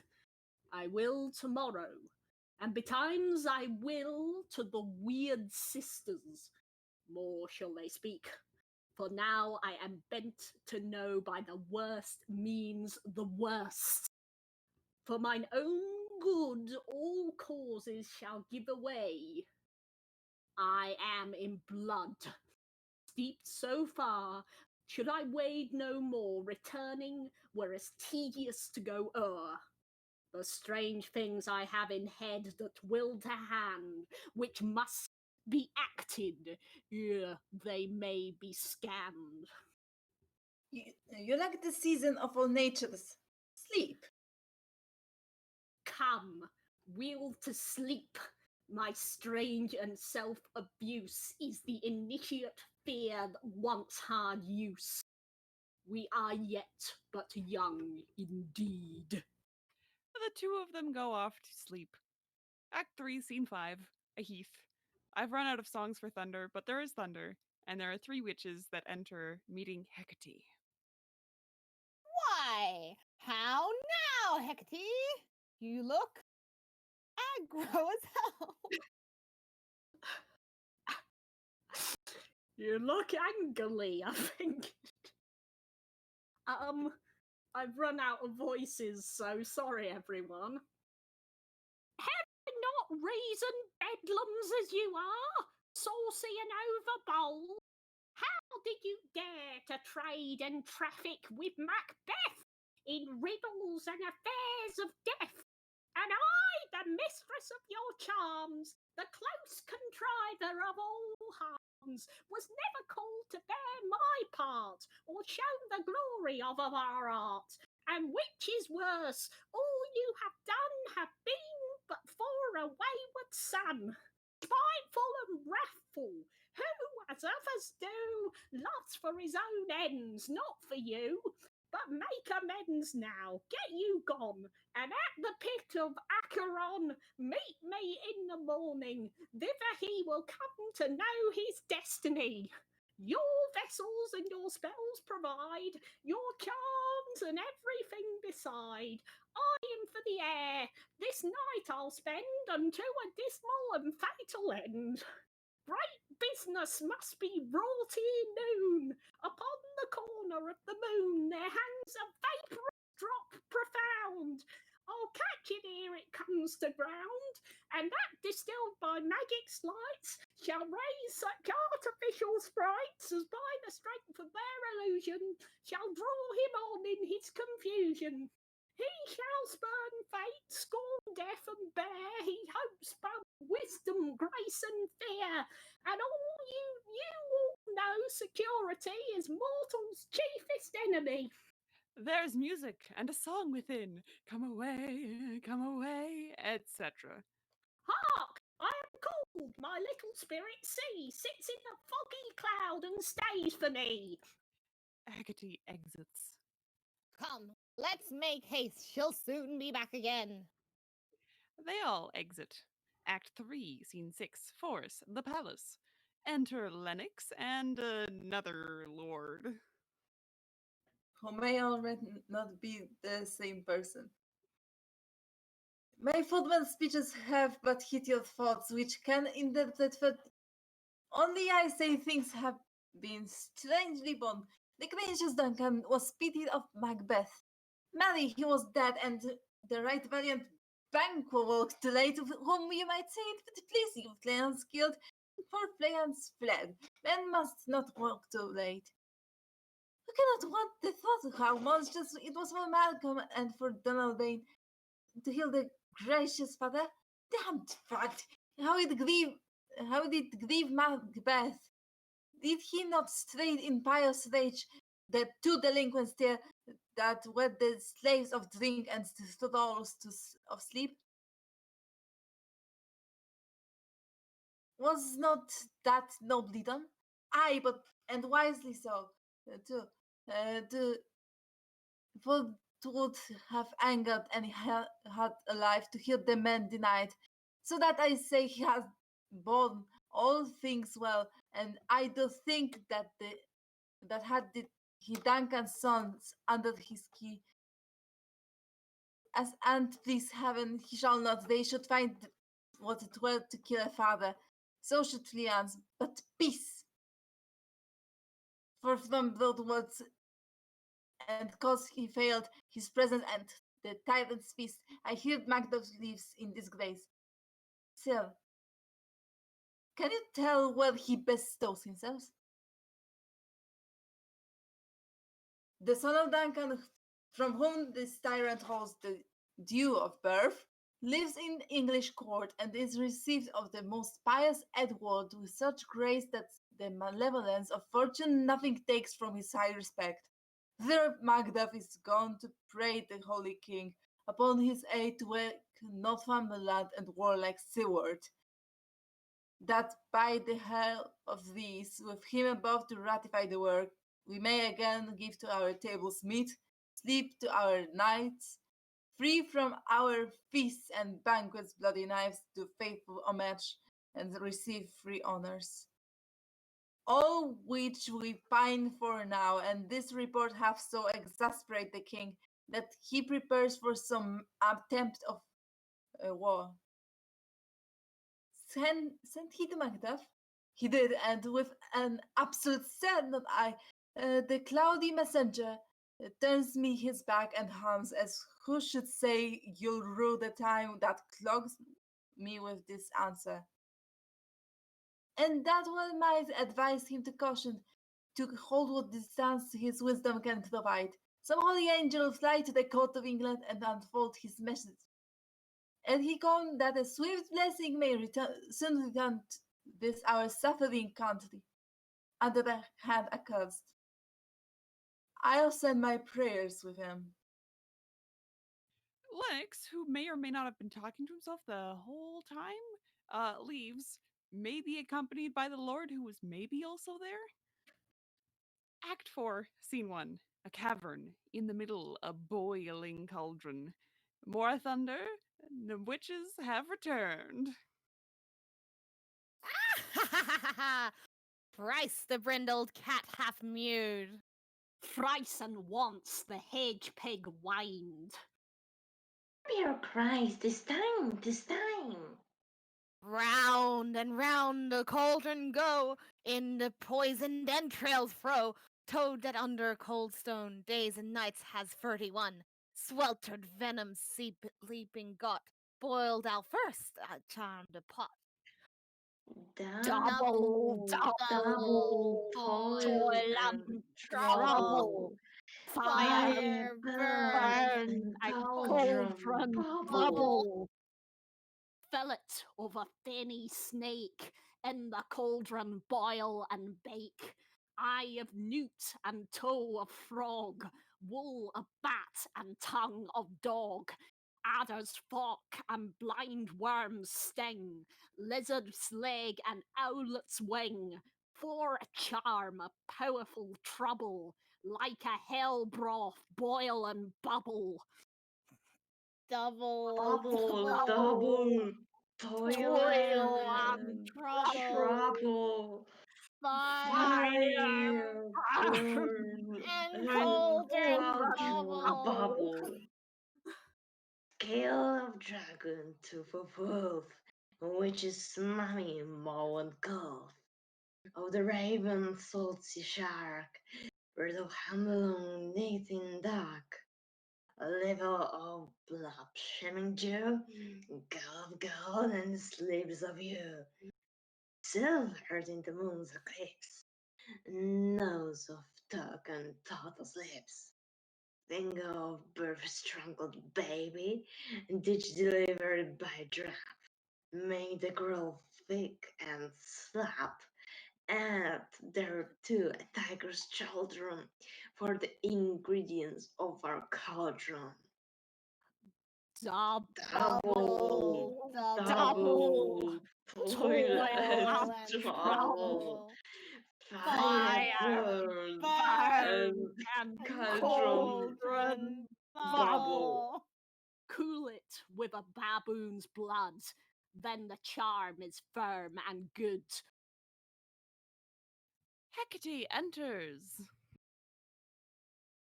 Oh, well done! I commend your pains, and everyone shall share in the gains. And now about the cauldron sing, like elves and fairies in a ring, enchanting all that you put in. There's music and a song. It's great. It's wonderful. It's spooky. Except we don't have the music, so we can't really play it. But it's great. And then Hecate just pieces out. Goodbye, everybody!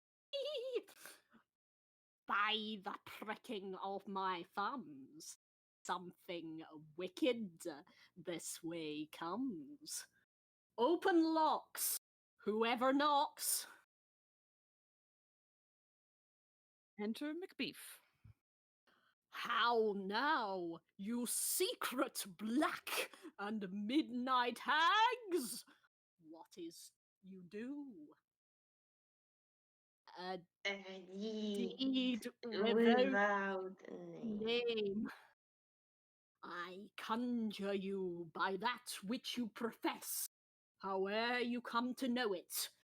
Answer me.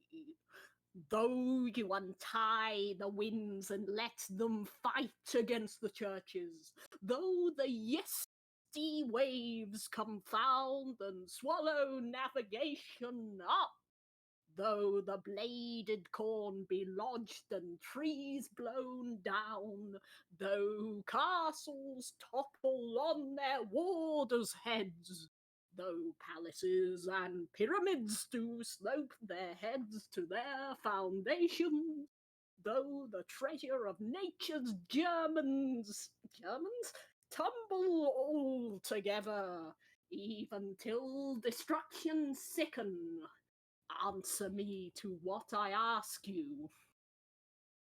Speak. Demand. Will answer.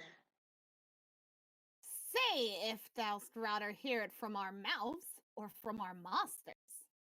Call 'em, let me see 'em.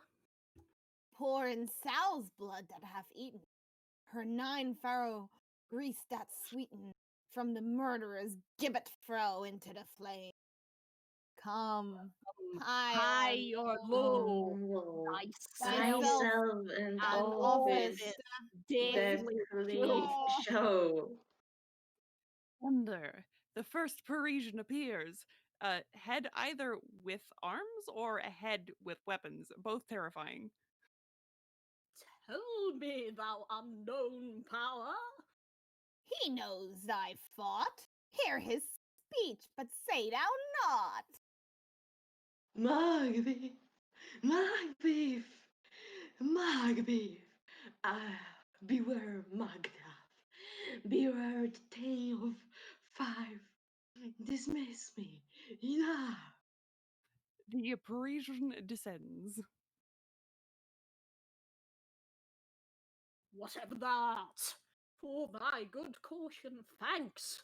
Thou hast harped my fear aright, but one word more. He will not be commanded. Here's another, more potent. Thunder. A second Parisian. A bloody child. Macbeth, Macbeth, Macbeth. Had I 3 ears, I'ld hear thee. Be bloody, be bold and resolute. Laugh to scorn the power of man, for none of woman born shall harm Macbeth. The second Parisian descends. Ha ha ha, then live, Macduff, what need I fear of thee? But yet I'll make assurance double sure, and take a bond of fate, thou shalt not live, that I may tell pale-hearted fear it lies, and sleep in spite of thunder.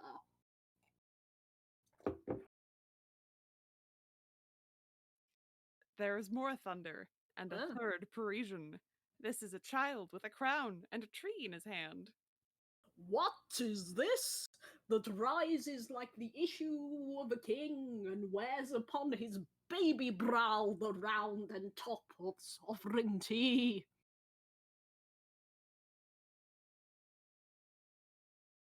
Listen, but speak not to it. I think,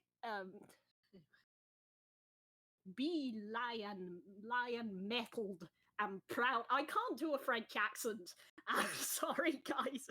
Take no care who chafes, who frets, or where conspirers are. Macbeth shall never vanquished be until great Burnham Wood to high Dunsinane Hill shall come again. A third non-French Parisian descends. That will never be. Who can impress the forest, bid the tree, and fix his earthbound root? Sweet bodements good. Rebellion's head, rise never till the woods of Burnham rise, and our high-placed Macbeth shall live the lease of nature, pay his breath to time and mortal custom. Yet my heart throbs to know one thing. Tell me, if your art can tell so much, shall Banquo's issue ever reign in this kingdom?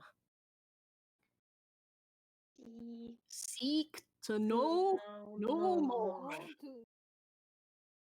I will be satisfied. Deny me this, and an eternal curse fall on you. Let me know why sinks that cauldron, and what noise is this? It's the Hot Boys.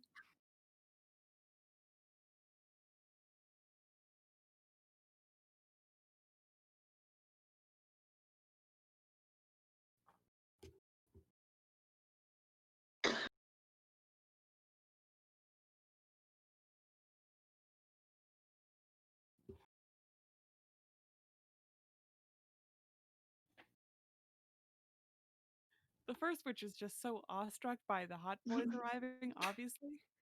Show! Oh! Show!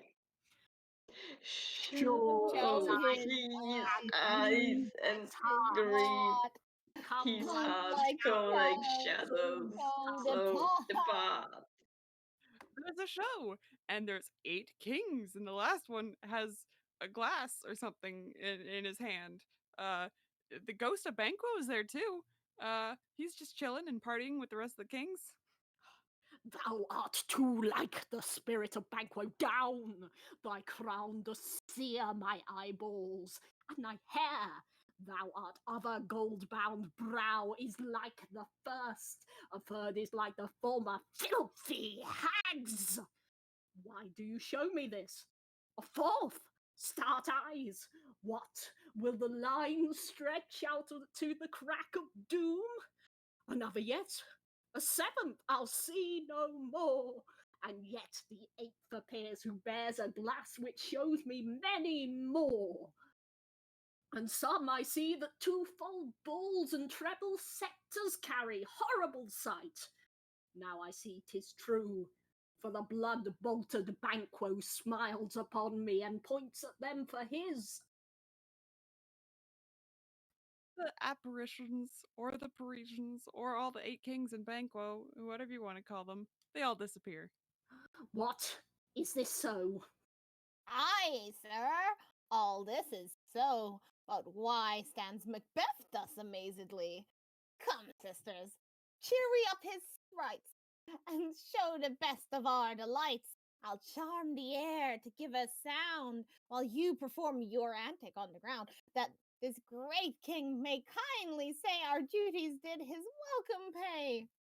There's Whee! music, and the witches are dancing, and then they disappear with Hecate. Goodbye! Where are they? Gone! Let this pernicious hour stand accursed in the calendar. Come in, without there. Here comes Lennox. Was it Grace's will? Saw you the weird sisters? No, my lord. Came they not by you? No, indeed, my lord. Infected be the air whereon they ride, and damned all those that thrust them. I did hear the galloping of a horse. Who was came by? 'Tis 2 or 3, my lord, that bring you word Macduff is fled to England. Fled to England? Aye, my good lord. Time now anticipates my dread exploits. The flighty purpose never is e'er took, unless the deed go with it. From this moment, the very firstlings of my heart shall be the firstlings of my hands. And even now, to crown my faults with axe, be it fought and done. The castle of Macduff I will surprise, Seize upon 5. Give to the edge of the sword his wife, his babes, and all unfortunate souls that tracing in his line.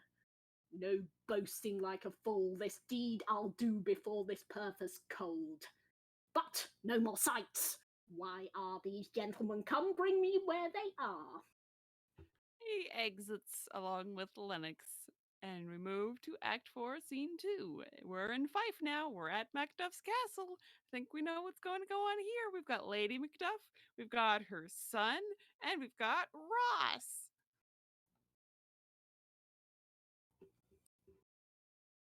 What had he done to make him fly the land? You must have patience, madam. He had none. His flight was madness. When our actions do not, our fears do make us traitors. You know not whether it was his wisdom or his fear. Wisdom, to leave his wife, to leave his babes, his mansion and his titles in a place from whence himself does fly. He loves us not, he wants the natural touch for the poor wren. The most diminutive of birds will fly, her young ones in her nest against the all. All is the fear and nothing is the love, as little is the wisdom or the flight, so run against all reason. My dearest coz, I pray you, school yourself. But for your husband, he is noble, wise, judicious, and best knows the fits of the season. I dare not speak much further, but cruel are the times when we are traitors and do not know ourselves, when we hold rumor from what we fear, yet not know what we fear, but float upon a wild and violent sea, each way and move. I take my leave of you. Shall not be long, but I'll be here again. Things are at the worst will cease, or else climb upward to what they were before. My pretty cousin, blessing upon you. Fathered he is, and yet he's fatherless. I am so much a fool. Should I stay longer, it would be my disgrace and your discomfort.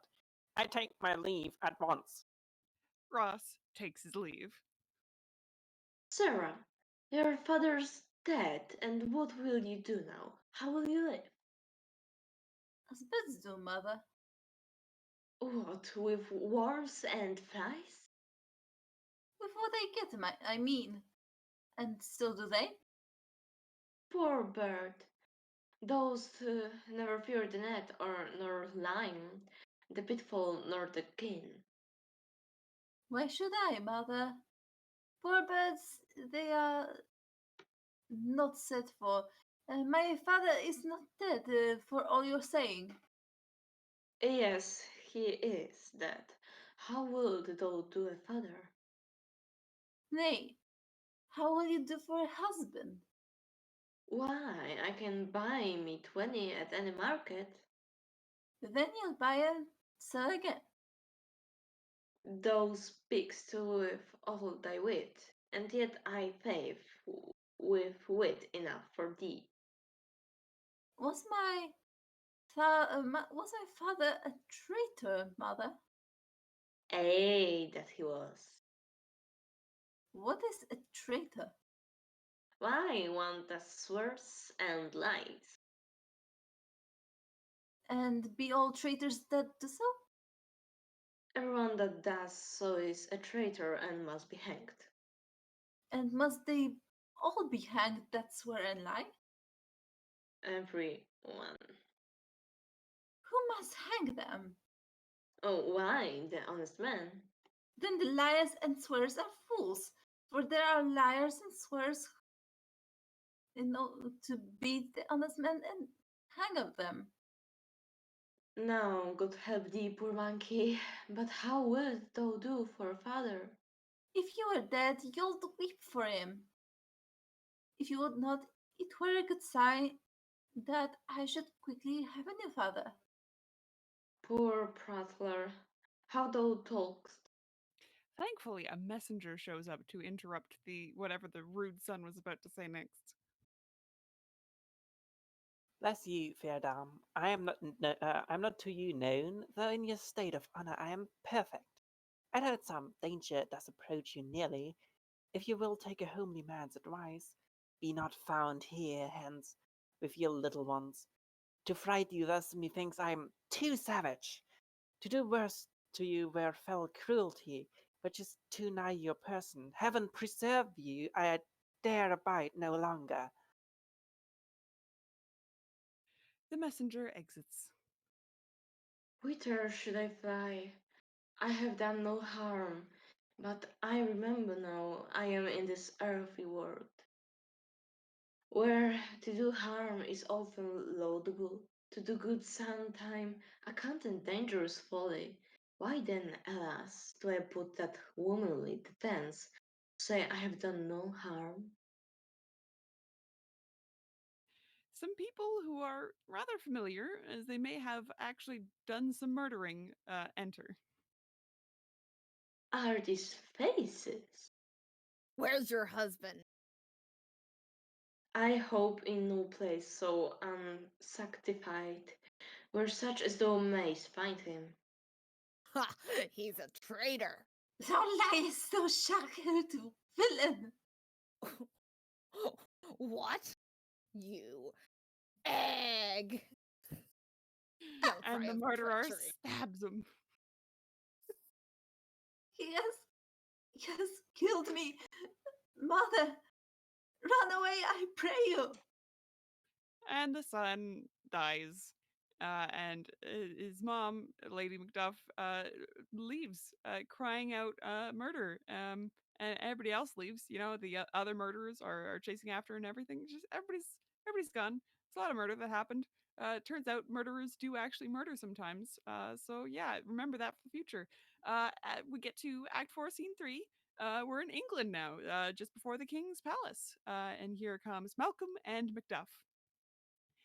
Let us seek out some desolate shade, and there weep our sad bosoms empty.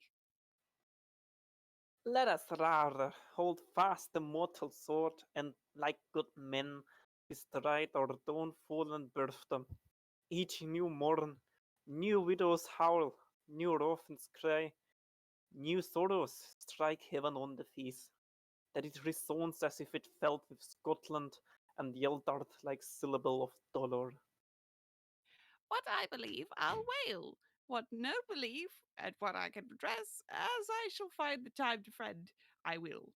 What you have spoke, it may be so perchance. This tyrant, whose sole name blisters our tongues, was once thought honest. You have loved him well. He hath not touched you yet. I am young, but something you may deserve of him through me, and wisdom to offer up a weak, poor, innocent lamb to appease an angry god. I am not treacherous. But Macbeth is. A good and virtuous nature may recoil in an imperial charge, but I shall crave your pardon, that which you are my thoughts cannot transpose. Angels are bright still, though the brightest fell. Though all things foul would wear the brows of grace, yet grace must still look so. I have lost my hopes. Perchance even there where I did find my doubts. Why in that rawness left you wife and child, those precious motives, those strong knots of love, without leave taking? I pray you, let not my jealousies be your dishonors, but mine own safeties. You may be rightly just, whatever I shall think. Blade, blade, poor country, great tyranny, lay thou thy bases sure, for goodness dare not check thee. Bear thou thy wrongs, thy title is appeared. Very well, lord, I would not be the villain that thou thinkst for the whole space that's in the tyrant's grasp and the rich east to boot. Be not offended. I speak not as in absolute fear of you. I think our country sinks beneath the yoke. It weeps, it bleeds, and each new day a gash is added to our wounds. I think withal there would be hands uplifted in my right. And here from gracious England have I offer of goodly thousands. But for all this, when I shall tread upon the tyrant's head, or wear it on my sword, yet my poor country shall have more vices than it had before, more suffer and more sundry ways than ever by him that shall succeed.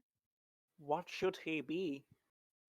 It is myself I mean, in whom I know all the particulars of vice, so grafted that when they shall be opened, black Macbeth will seem as pure as snow, and the poor state esteem him as a lamb, being compared with my confineless harms.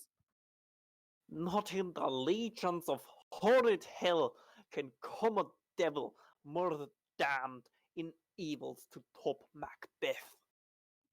I grant him bloody, luxurious, avaricious, false, deceitful, sudden, malicious, smacking of every sin that has a name. But there's no bottom, none, in my voluptuousness. Your wives, your daughters, your matrons, and your maids could not fill up this cistern of my lust and my desire. All continent impediments would o'erbear that did oppose my will. Better Macbeth than such an one to reign. Boundless intemperance in nature is a tyranny. It hath been the untimely emptying of the happy throne and fall of many kings. But fear not yet to take upon you what is yours. You may convey your pleasures in a spacious plenty, and yet seem cold the time you may so hoodwink. We have willing dames enough. There cannot be that vulture in you to devour so many as will to greatness dedicate themselves, finding it sorely inclined. If this there grows in my most ill-composed affection, such a stancherous avarice that, were I king, I should cut off the nobles for their lands, desirous jewels in this other's house, and my more having would be as a sauce to make me hunger more, that I should forge quarrels unjust against the good and loyal, destroying them for wealth. This avarice sticks deeper, grows with more pernicious root than summer-searing lust, and it hath been the sword of our slain kings. Yet do not fear. Scotland hath poisons to fill up your will. Of your mere own, all these are portable with other graces weight. But I have none. The king becoming graces as justice, verity, temperance, stableness, bounty, perseverance, mercy, lowliness, and devotion, patience, courage, fortitude. I have no relish of them, but abound in the division of each several crime, acting it many ways. Nay, had I power, I should pour the sweet milk of concord into hell, uproar the universal peace, confound all unity on earth. Oh, Scotland, Scotland! If such a one be fit to govern, speak. I am as I have spoken. Fit to govern, no, not to live. O nation miserable with an untitled tyrant bloody sceptred, when shalt thou see thy wholesome days again, since that the truest issue of thy throne by his own interdiction stands accursed, and does blaspheme his breed?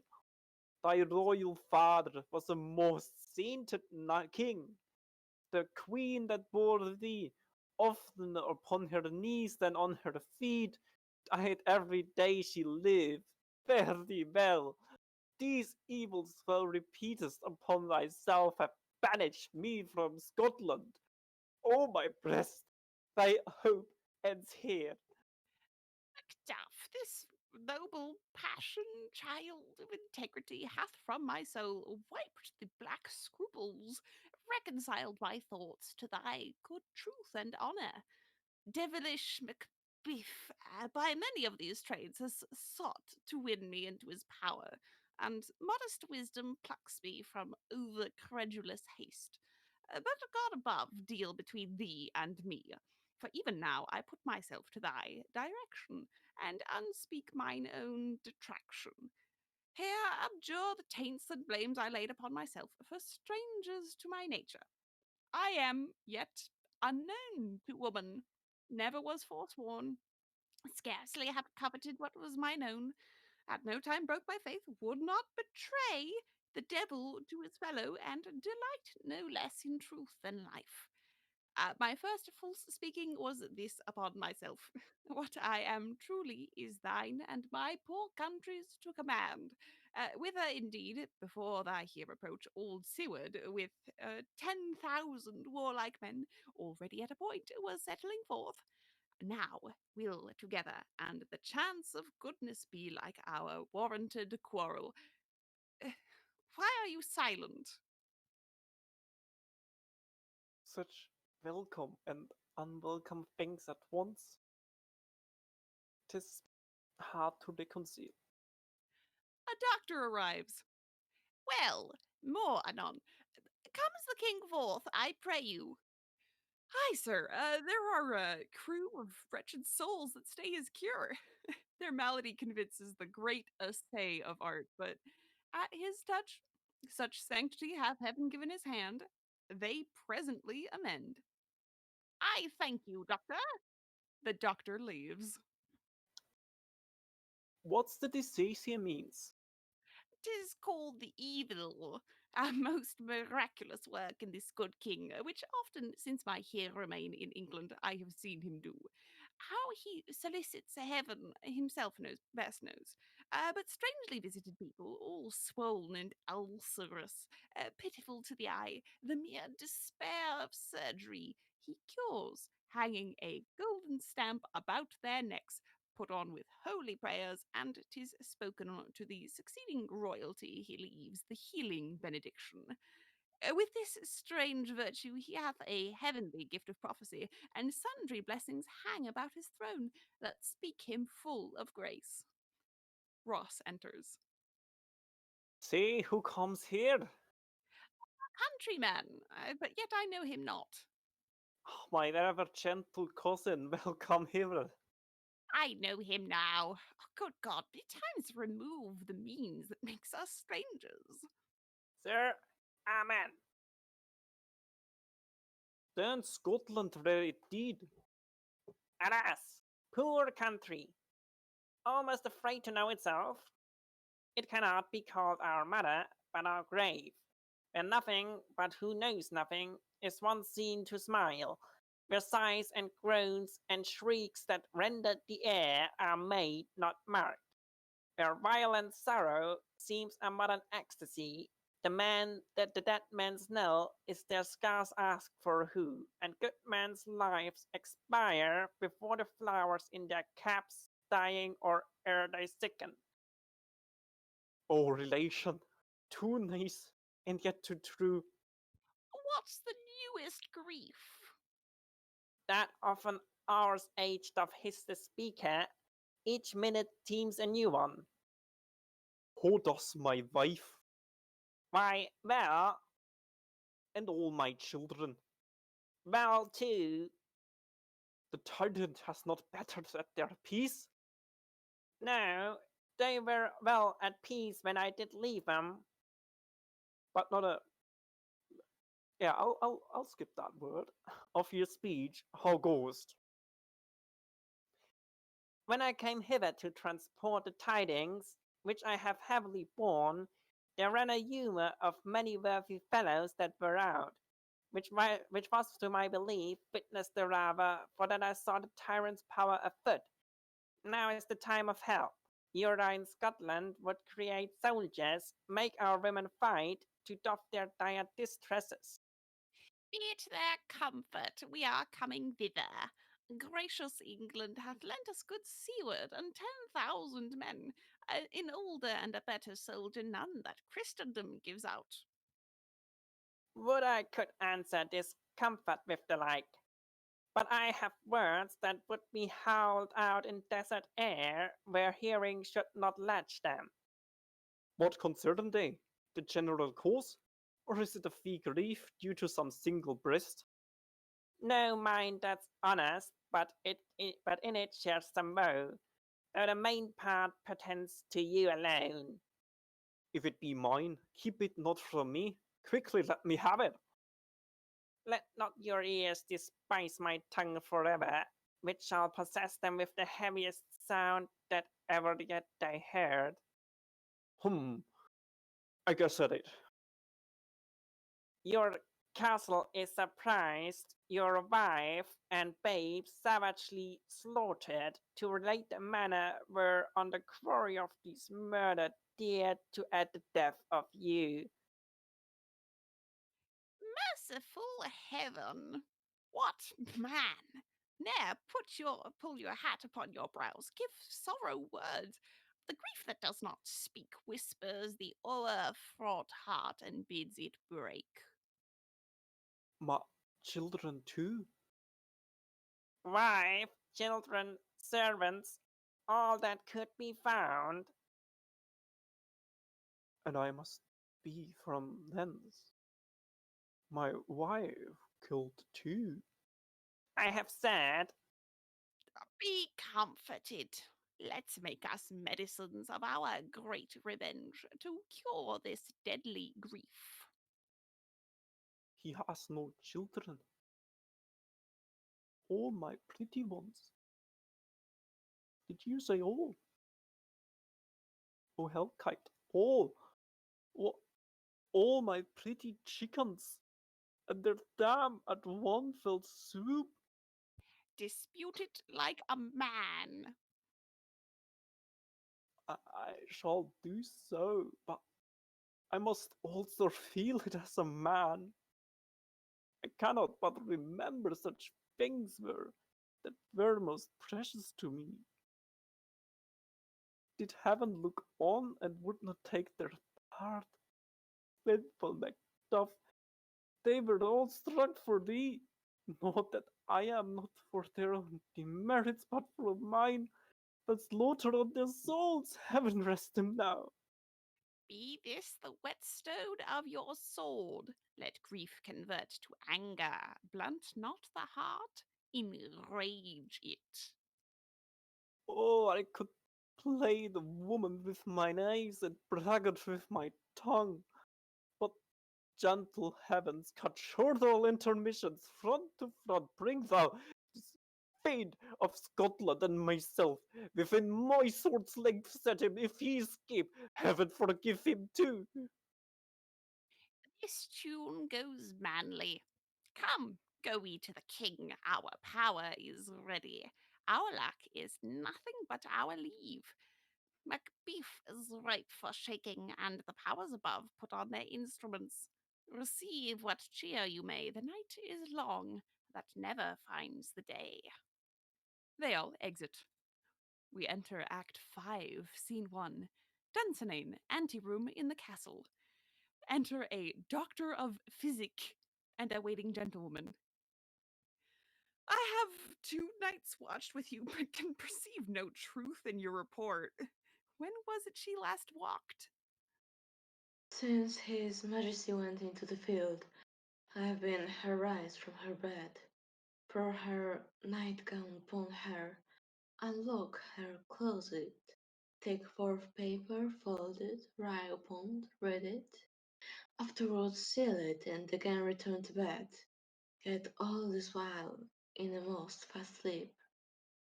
A great perturbation in nature to receive at once the benefit of sleep and do the effects of watching.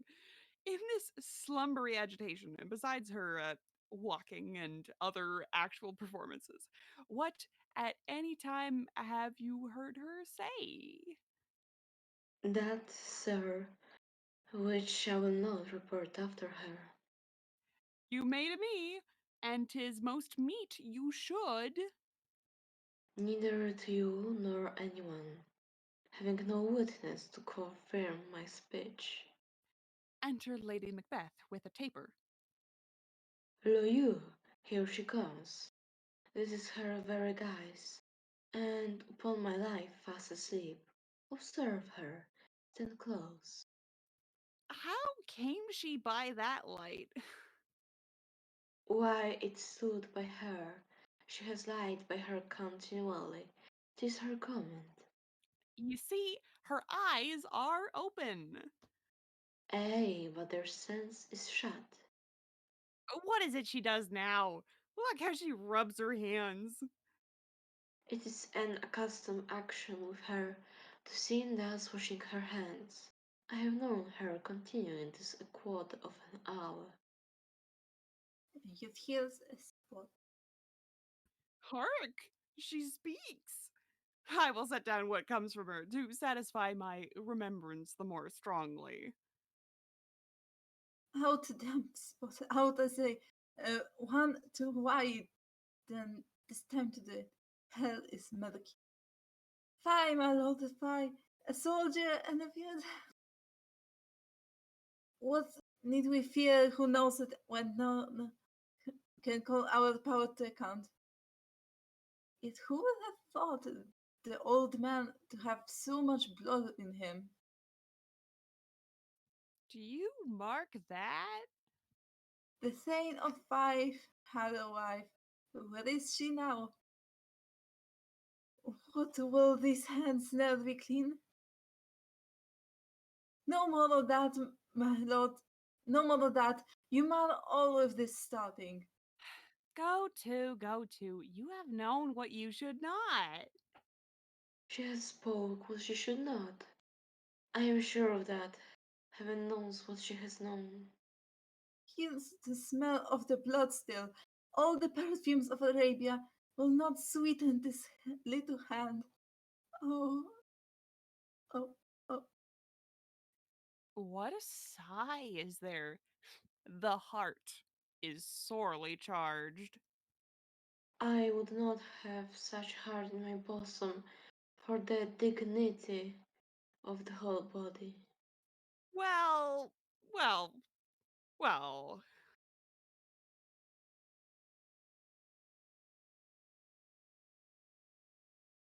Pray God it be, sir. This disease is beyond my practice.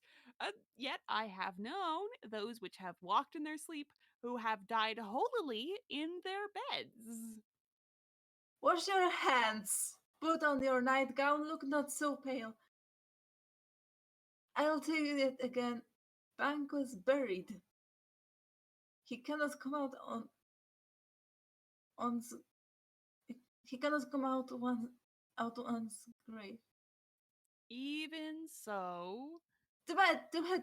There's knocking at the gate. Come, come, come, come. Give me a hand. What's done cannot be undone. To bed, to bed, to bed. And she Lady sprints Macbeth out. exits. Will she go now to bed?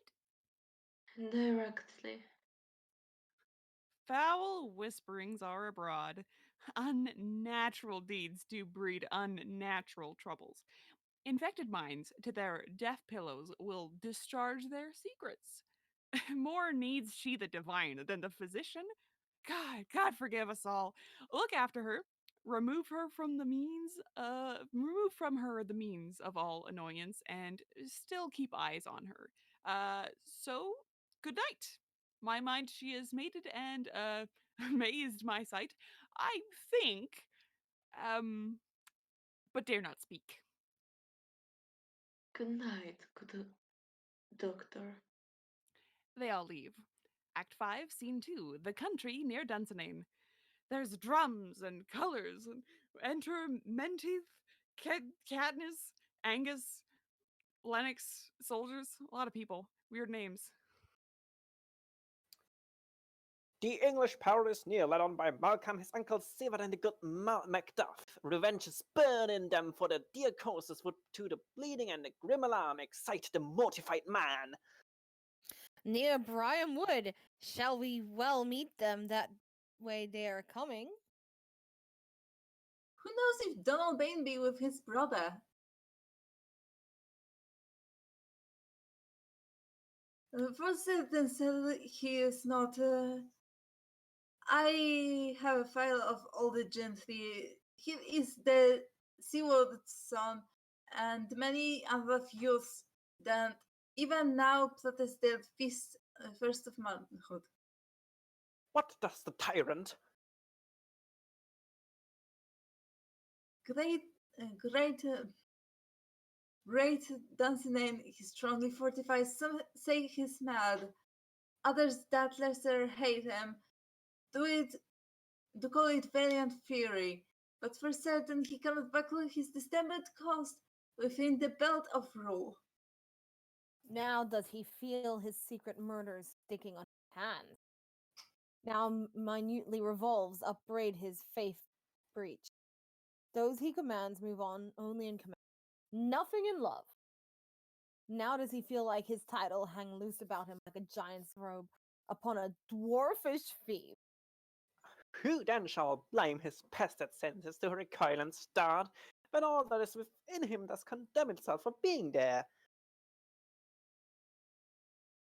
Well, march we on, to give obedience where 'tis truly owed, meet we the medicine of the sickly wheel, and with him pour we in our country's purge each drop of us, or so much as it needs, to do the sovereign flower and drown the weeds.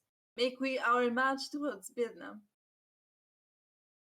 They all exit, marching along. Act 5, Scene 3. We're at Dunsinane again. It's a room in the castle. Enter Macbeth, the doctor, and several attendants. Bring me no more reports. Let them all fly, till Burnham Wood remove to Dunsinane. I cannot taint with fear. What's the boy, Malcolm? Was he not born of woman? The spirits that know all mortal consequences have pronounced me thus. Fear not, Macbeth. No man that's born of woman shall e'er have power upon thee. Then fly, false fames, and mingle with the English epicures. Hello, cat. Anyway, back to scheming after I pet the cat, and mingle with the English epicures.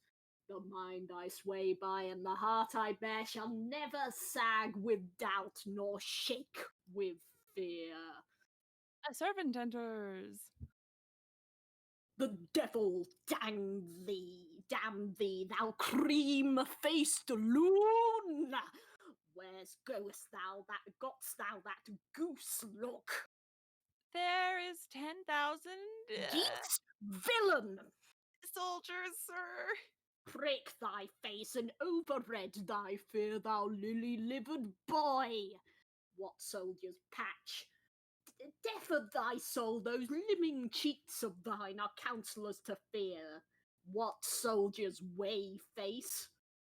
The English force, so please you. Take thy face hence! The servant takes his face hence. Satan! I am sick at heart when I behold Satan, I say! This push will cheer me ever, or deceit me now. I have lived long enough, my way of life is fallen into sere. The yellow leaf and that which should accompany old age is honour, love, and obedience, and troops of friends I must not look to have. But in their stead, curses not loud but deep, mouth, honour, breath, which the poor heart would fain deny and dare not. Satan! Satan enters. What is your gracious pleasure? What news more? All is confirmed, my lord, which was reported. I'll fight till from my bones my flesh be hacked. Give me my armour. 'Tis not needed yet. I'll put it on, send out more horses, scur the country round, hang those that talk of fear. Give me mine armour. How does your patient, doctor? Not so sick, my lord. She's troubled with thick coming fantasies that keep her from rest. Cure her of that. Canst thou not minister to a mind diseased? Pluck from the memory a rooted sorrow, raise out the written troubles of the brain, and with some sweet oblivious antidote, cleanse the stuffed bosom of that perilous stuff that weighs upon the heart? Therein the patient must minister to himself. Throw physic to the dogs, I'll none to it. Come, put my armour on, give me my staff. Satan, send out. Doctor, the fiends fly from me. Come, sir, dispatch. If thou couldst the doctor, cast the water of my land, find her disease and purge it to sound and pristine health. I would applaud thee to the very echo that should applaud again. Pulled off, I say, what rhubarb, chyme, or purgative drub would sour these English heads? Hear'st thou of them? Aye, my good lord. Your royal preparation makes us hear something. Bring it after me. I will not be afraid of death and bane, till Burnham Forest come to Dunsinane. Were I from Dunsinane away and clear, profit again should hardly draw me here. They all exit. Act 5, Scene 4, country near Burnham Wood. There's drums and colours, and we have Malcolm and Seward and young Seward and Macduff and Menteith and Katniss and Angus and Lennox and Ross's soldiers. Everybody's here and they're all marching. There's a lot of people. Cousins, I hope the days are near at hand that chambers will be safe. We doubted nothing. What wood is this before us? The wood of Burnham. Let every soldier hew him down a bow and bear it before him. Thereby shall we shadow the numbers of our host and make discovery err in report of us. It shall be done.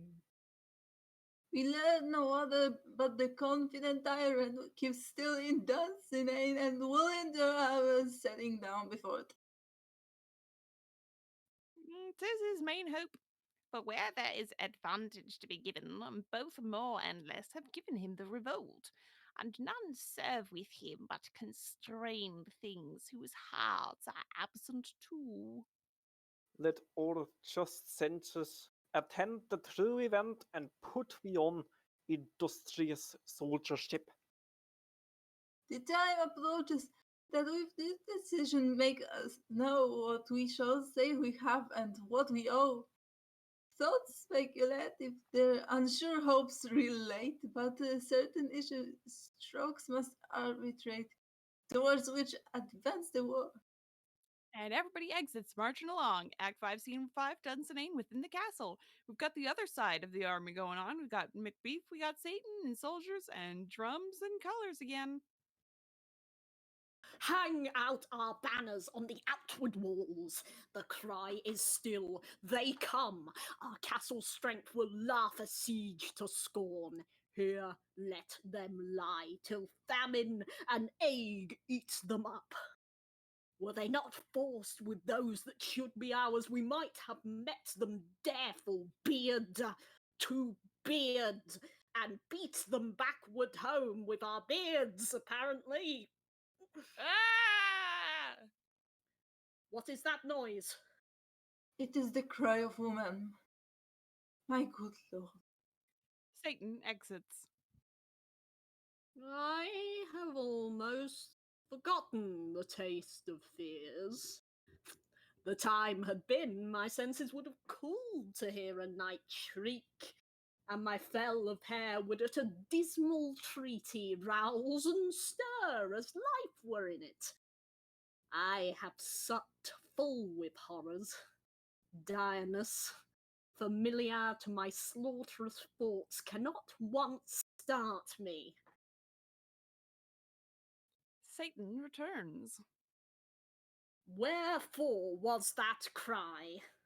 The queen, my lord, is dead. She should have died hereafter. There would have been time for such a word. Tomorrow, and tomorrow, and tomorrow creeps in this petty pace from day to day to the last syllable of recorded time. And all our yesterdays have lighted falls the way to dusty death. Out! Out, brief candle! Life's but a walking shadow. A poor player that struts and frets his hour upon the stage, and then is heard no more. It is a tale told by an idiot, full of sound and fury, signifying nothing. A messenger interrupts this rather serious moment. Thou comest to use thy tongue, thy story quickly. Gracious, my lord, I should report that which I say I saw, but know not how to do it. Well say, sir. As I did stand my watch upon the hill, I looked toward Burnham, and anon methought the wood began to move. Liar and slave! Let me endure your wrath. If it not be so, within this 3 mile may you see it. 3 mile may you see it coming. I say a moving grove. If thou speaks false, upon the next tree shalt thou hang alive till famine cling thee. If thy speech be sooth, I care not if thou dost for me as much. I pull in resolution and begin to doubt the equivocation of the fiends that lies like truth. Fear not, till Burnham Wood do come to Dunsinane, and a wood comes towards Dunsinane. Arm, and out! If this is what he avouches does appear, there is no flying hence nor tarrying here. I begin to be aweary of the sun, and wish the estate of the world were now come undone. Ring the alarum bell. Lo, wind, come rack. At least we'll die with harness on our back. They exit. Act 5, Scene 6, Dunsinane before the castle. Other side of the army again. We've got drums and colors still going. Malcolm's there, Seward's there, Macduff's there. Their whole army, all with bows. Now, near enough your leafy screens throw down, and show like those you are. You, worthy uncle, shall, with my cousin, your right noble son, lead our first battle. Worthy Macduff and we shall take upon what else remains to do, according to our order. Very well. Do we but find the tyrant's power tonight, let us be beaten if we cannot fight. Make all our trumpets speak, give them all breath, those clamorous harbingers of blood and death. They exit. Act 5, Scene 7, another part of the field. There's fighting going on. There's alarms. Here comes Macbeth. They have tied me to a stake. I cannot fly, but bear-like I must fight the cause. What he that was not born of woman? Such a one I am to fear or none. Enter young Seward. What is thy name? Thou'lt be afraid to hear it. No, thou callest thyself a hotter name than is in than any is in hell. My name's Macbeth. The devil himself could not pronounce a title more hateful to mine ear. No more fearful. Thou liest, abhorred tyrant. With my sword I'll prove the lie thou speakst. They're fighting a lot, and unfortunately, young Seward gets killed by Macbeth. Thou wast born of woman, but swords I smile at, weapons laugh to scorn. Brandished by man, that's woman born. Macbeth exits. There's more alarms going on, and Macduff shows up. That way the noise is. Tyrant, show thy face, if thou be slain, and with no stroke of mine, my wife and children's ghost will haunt me still. I cannot strike at wretched currents, whose arms are hired to bear their staves. Either thou, Macbeth, or else my sword with an unbattered edge I sheathe again undeeded. There thou shouldst be by this great clatter. One of greatest note seems bruited. Let me find him, fortune, and more I beg not. Macduff leaves. There's more alarms, and here comes Malcolm and Seward. This way, my lord. The castles gently render, the tyrant's people on both sides do fight, the noble thanes do bravely in the war. The day almost itself professes yours, and little is to do. We have met with foes that strike beside us. And deserve the castle. They go to the castle. There's more alarms. Act 5, Scene 8, the final scene. Another part of the field. Here comes Macbeth. Why should I play the Roman fool and die on my own sword? Whilst I see lives, the gashes do better upon them. Here comes Macduff. Turn, hellhound, turn! Of all men else I have avoided thee, but get thee back. My soul is much too charged with blood of thine already. I have no words. My voice is in my sword, thou bloodier villain than Termskeffen, give thee out. They're fighting. It's crazy. Swords are clashing. Boots are flying. All sorts of stuff's going on. Thou losest labour, as easy mayst thou in the entrenchant air with thy keen sword and press as make me bleed. Let thy blade fall on vulnerable crests. I bear a charmed life, which must not yield to one of woman born. Despair thy charm, and let the angels whom thou still hast served tell thee, Macduff was from his mother's womb untamely ripped. What? Accursed be the tongue that tells me so, for it hath cowed my better part of man. And be these juggling fiends no more believed that powter with us in a double sense, that keep the word of promise to our ear and break it to our hope. I will not fight with thee. Then yield thee, coward, and live to be the show and gaze all the time. We'll have thee as our rare monsters are, painted on a pole and underwrit. Here you may see the tyrant.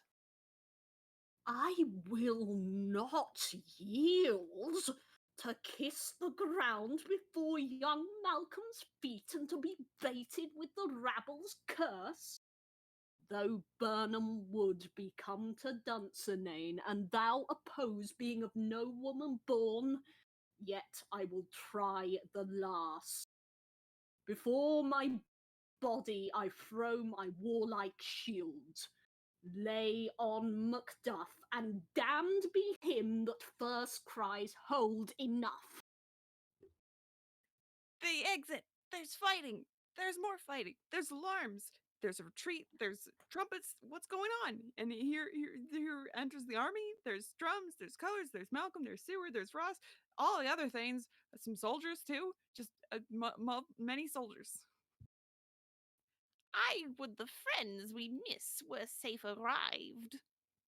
Some must go off.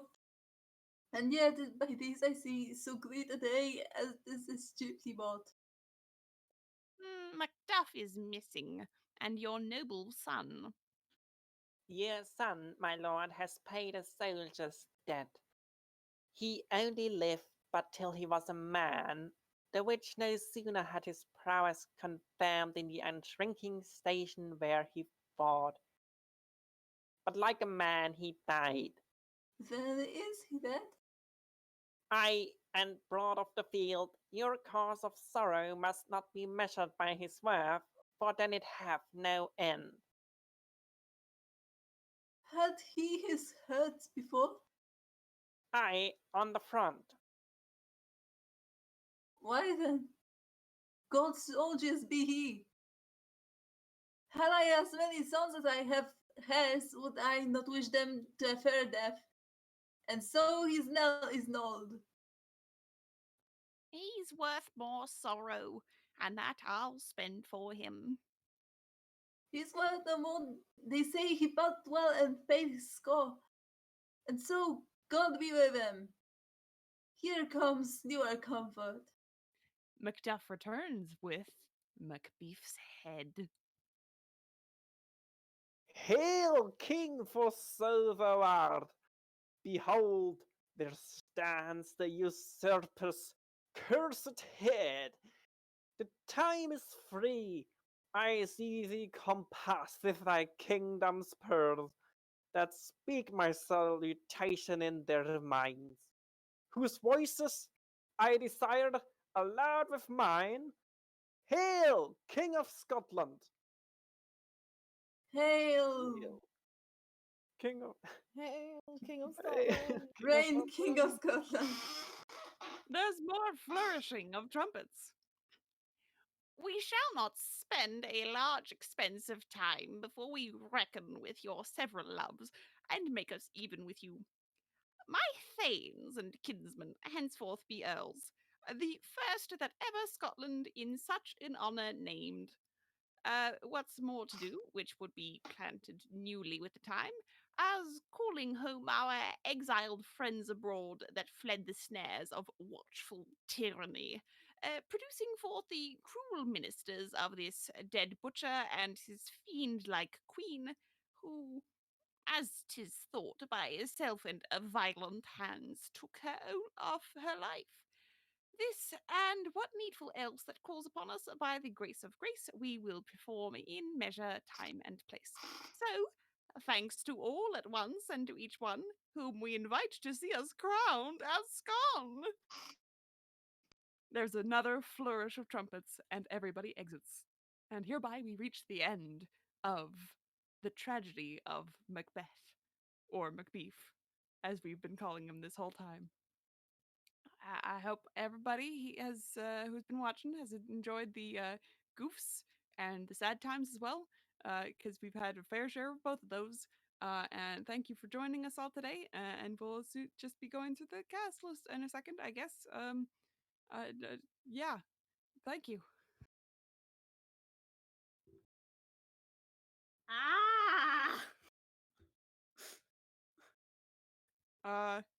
I guess do you want me to run through the cast list? I can run through the cast list. Yeah, I'll just pull things up and make sure we can do this. Good job, everyone. All right. So starting at we'll go from the top of the list once this thing loads for me, because there we go. So at the top of the list, playing a multitude of roles, we have Flags. Yeah, I did indeed do a couple roles.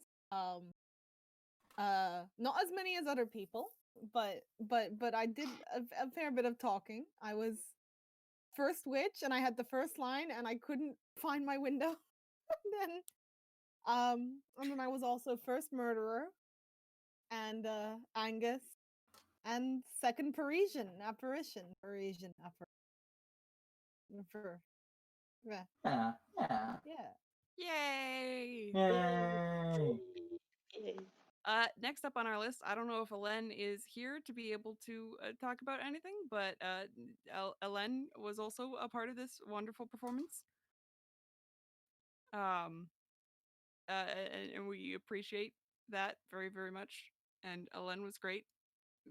Thanks for joining in, even if it was only for a couple roles and whatnot. So then I guess we will move on to Tinka.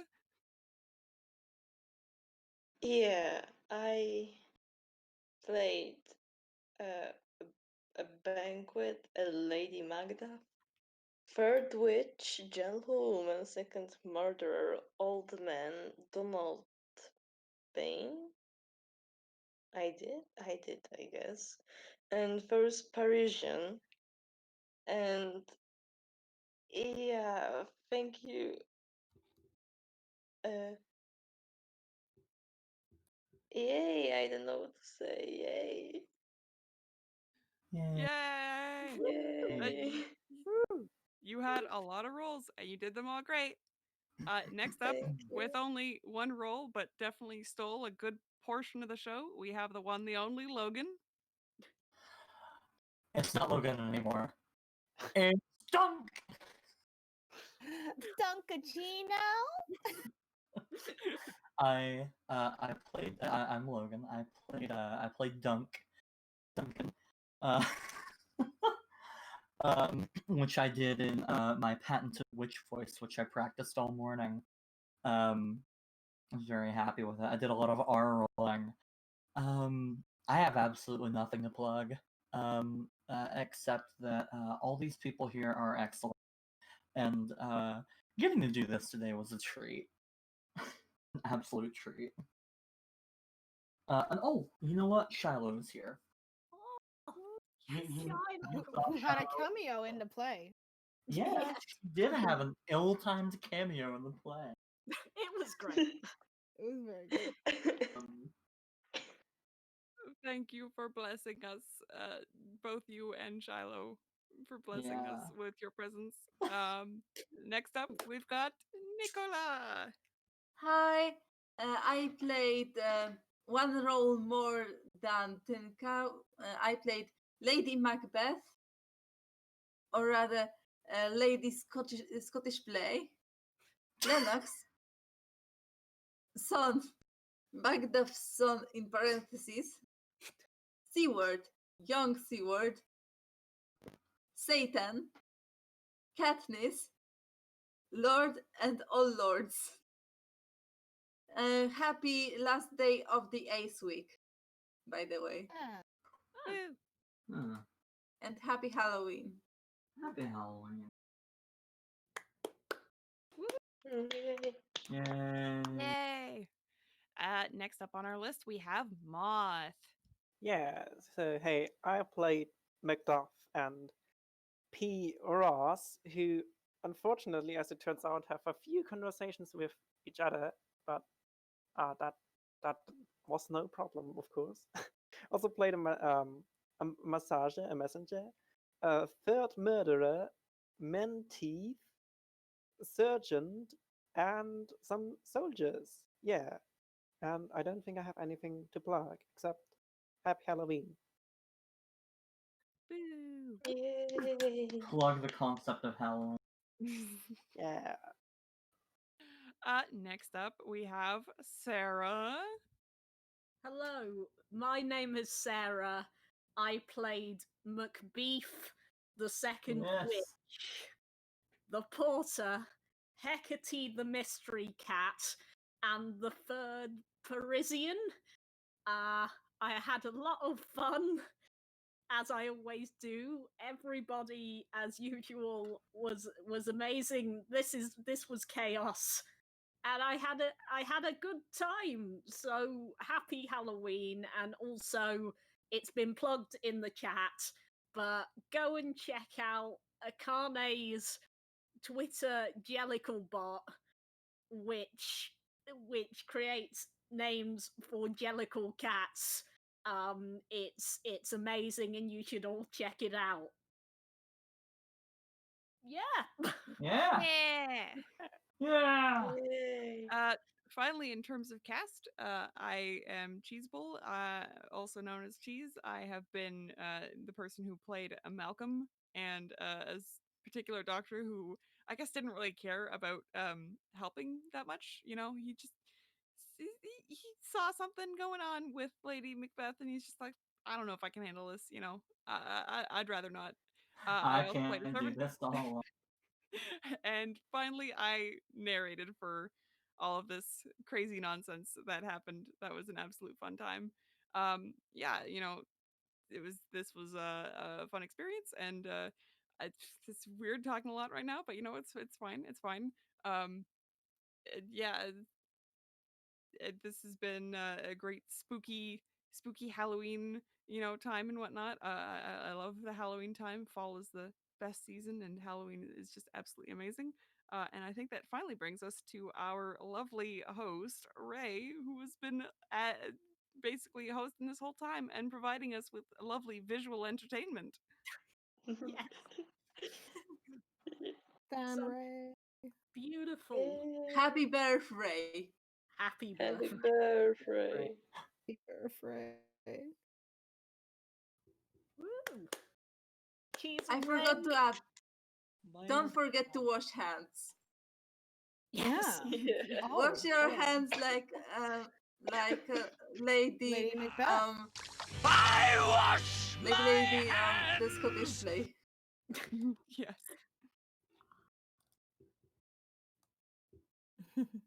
Well, thank you all for joining us, and have a lovely evening and whatnot. And yeah, we will see you for the next show, everybody.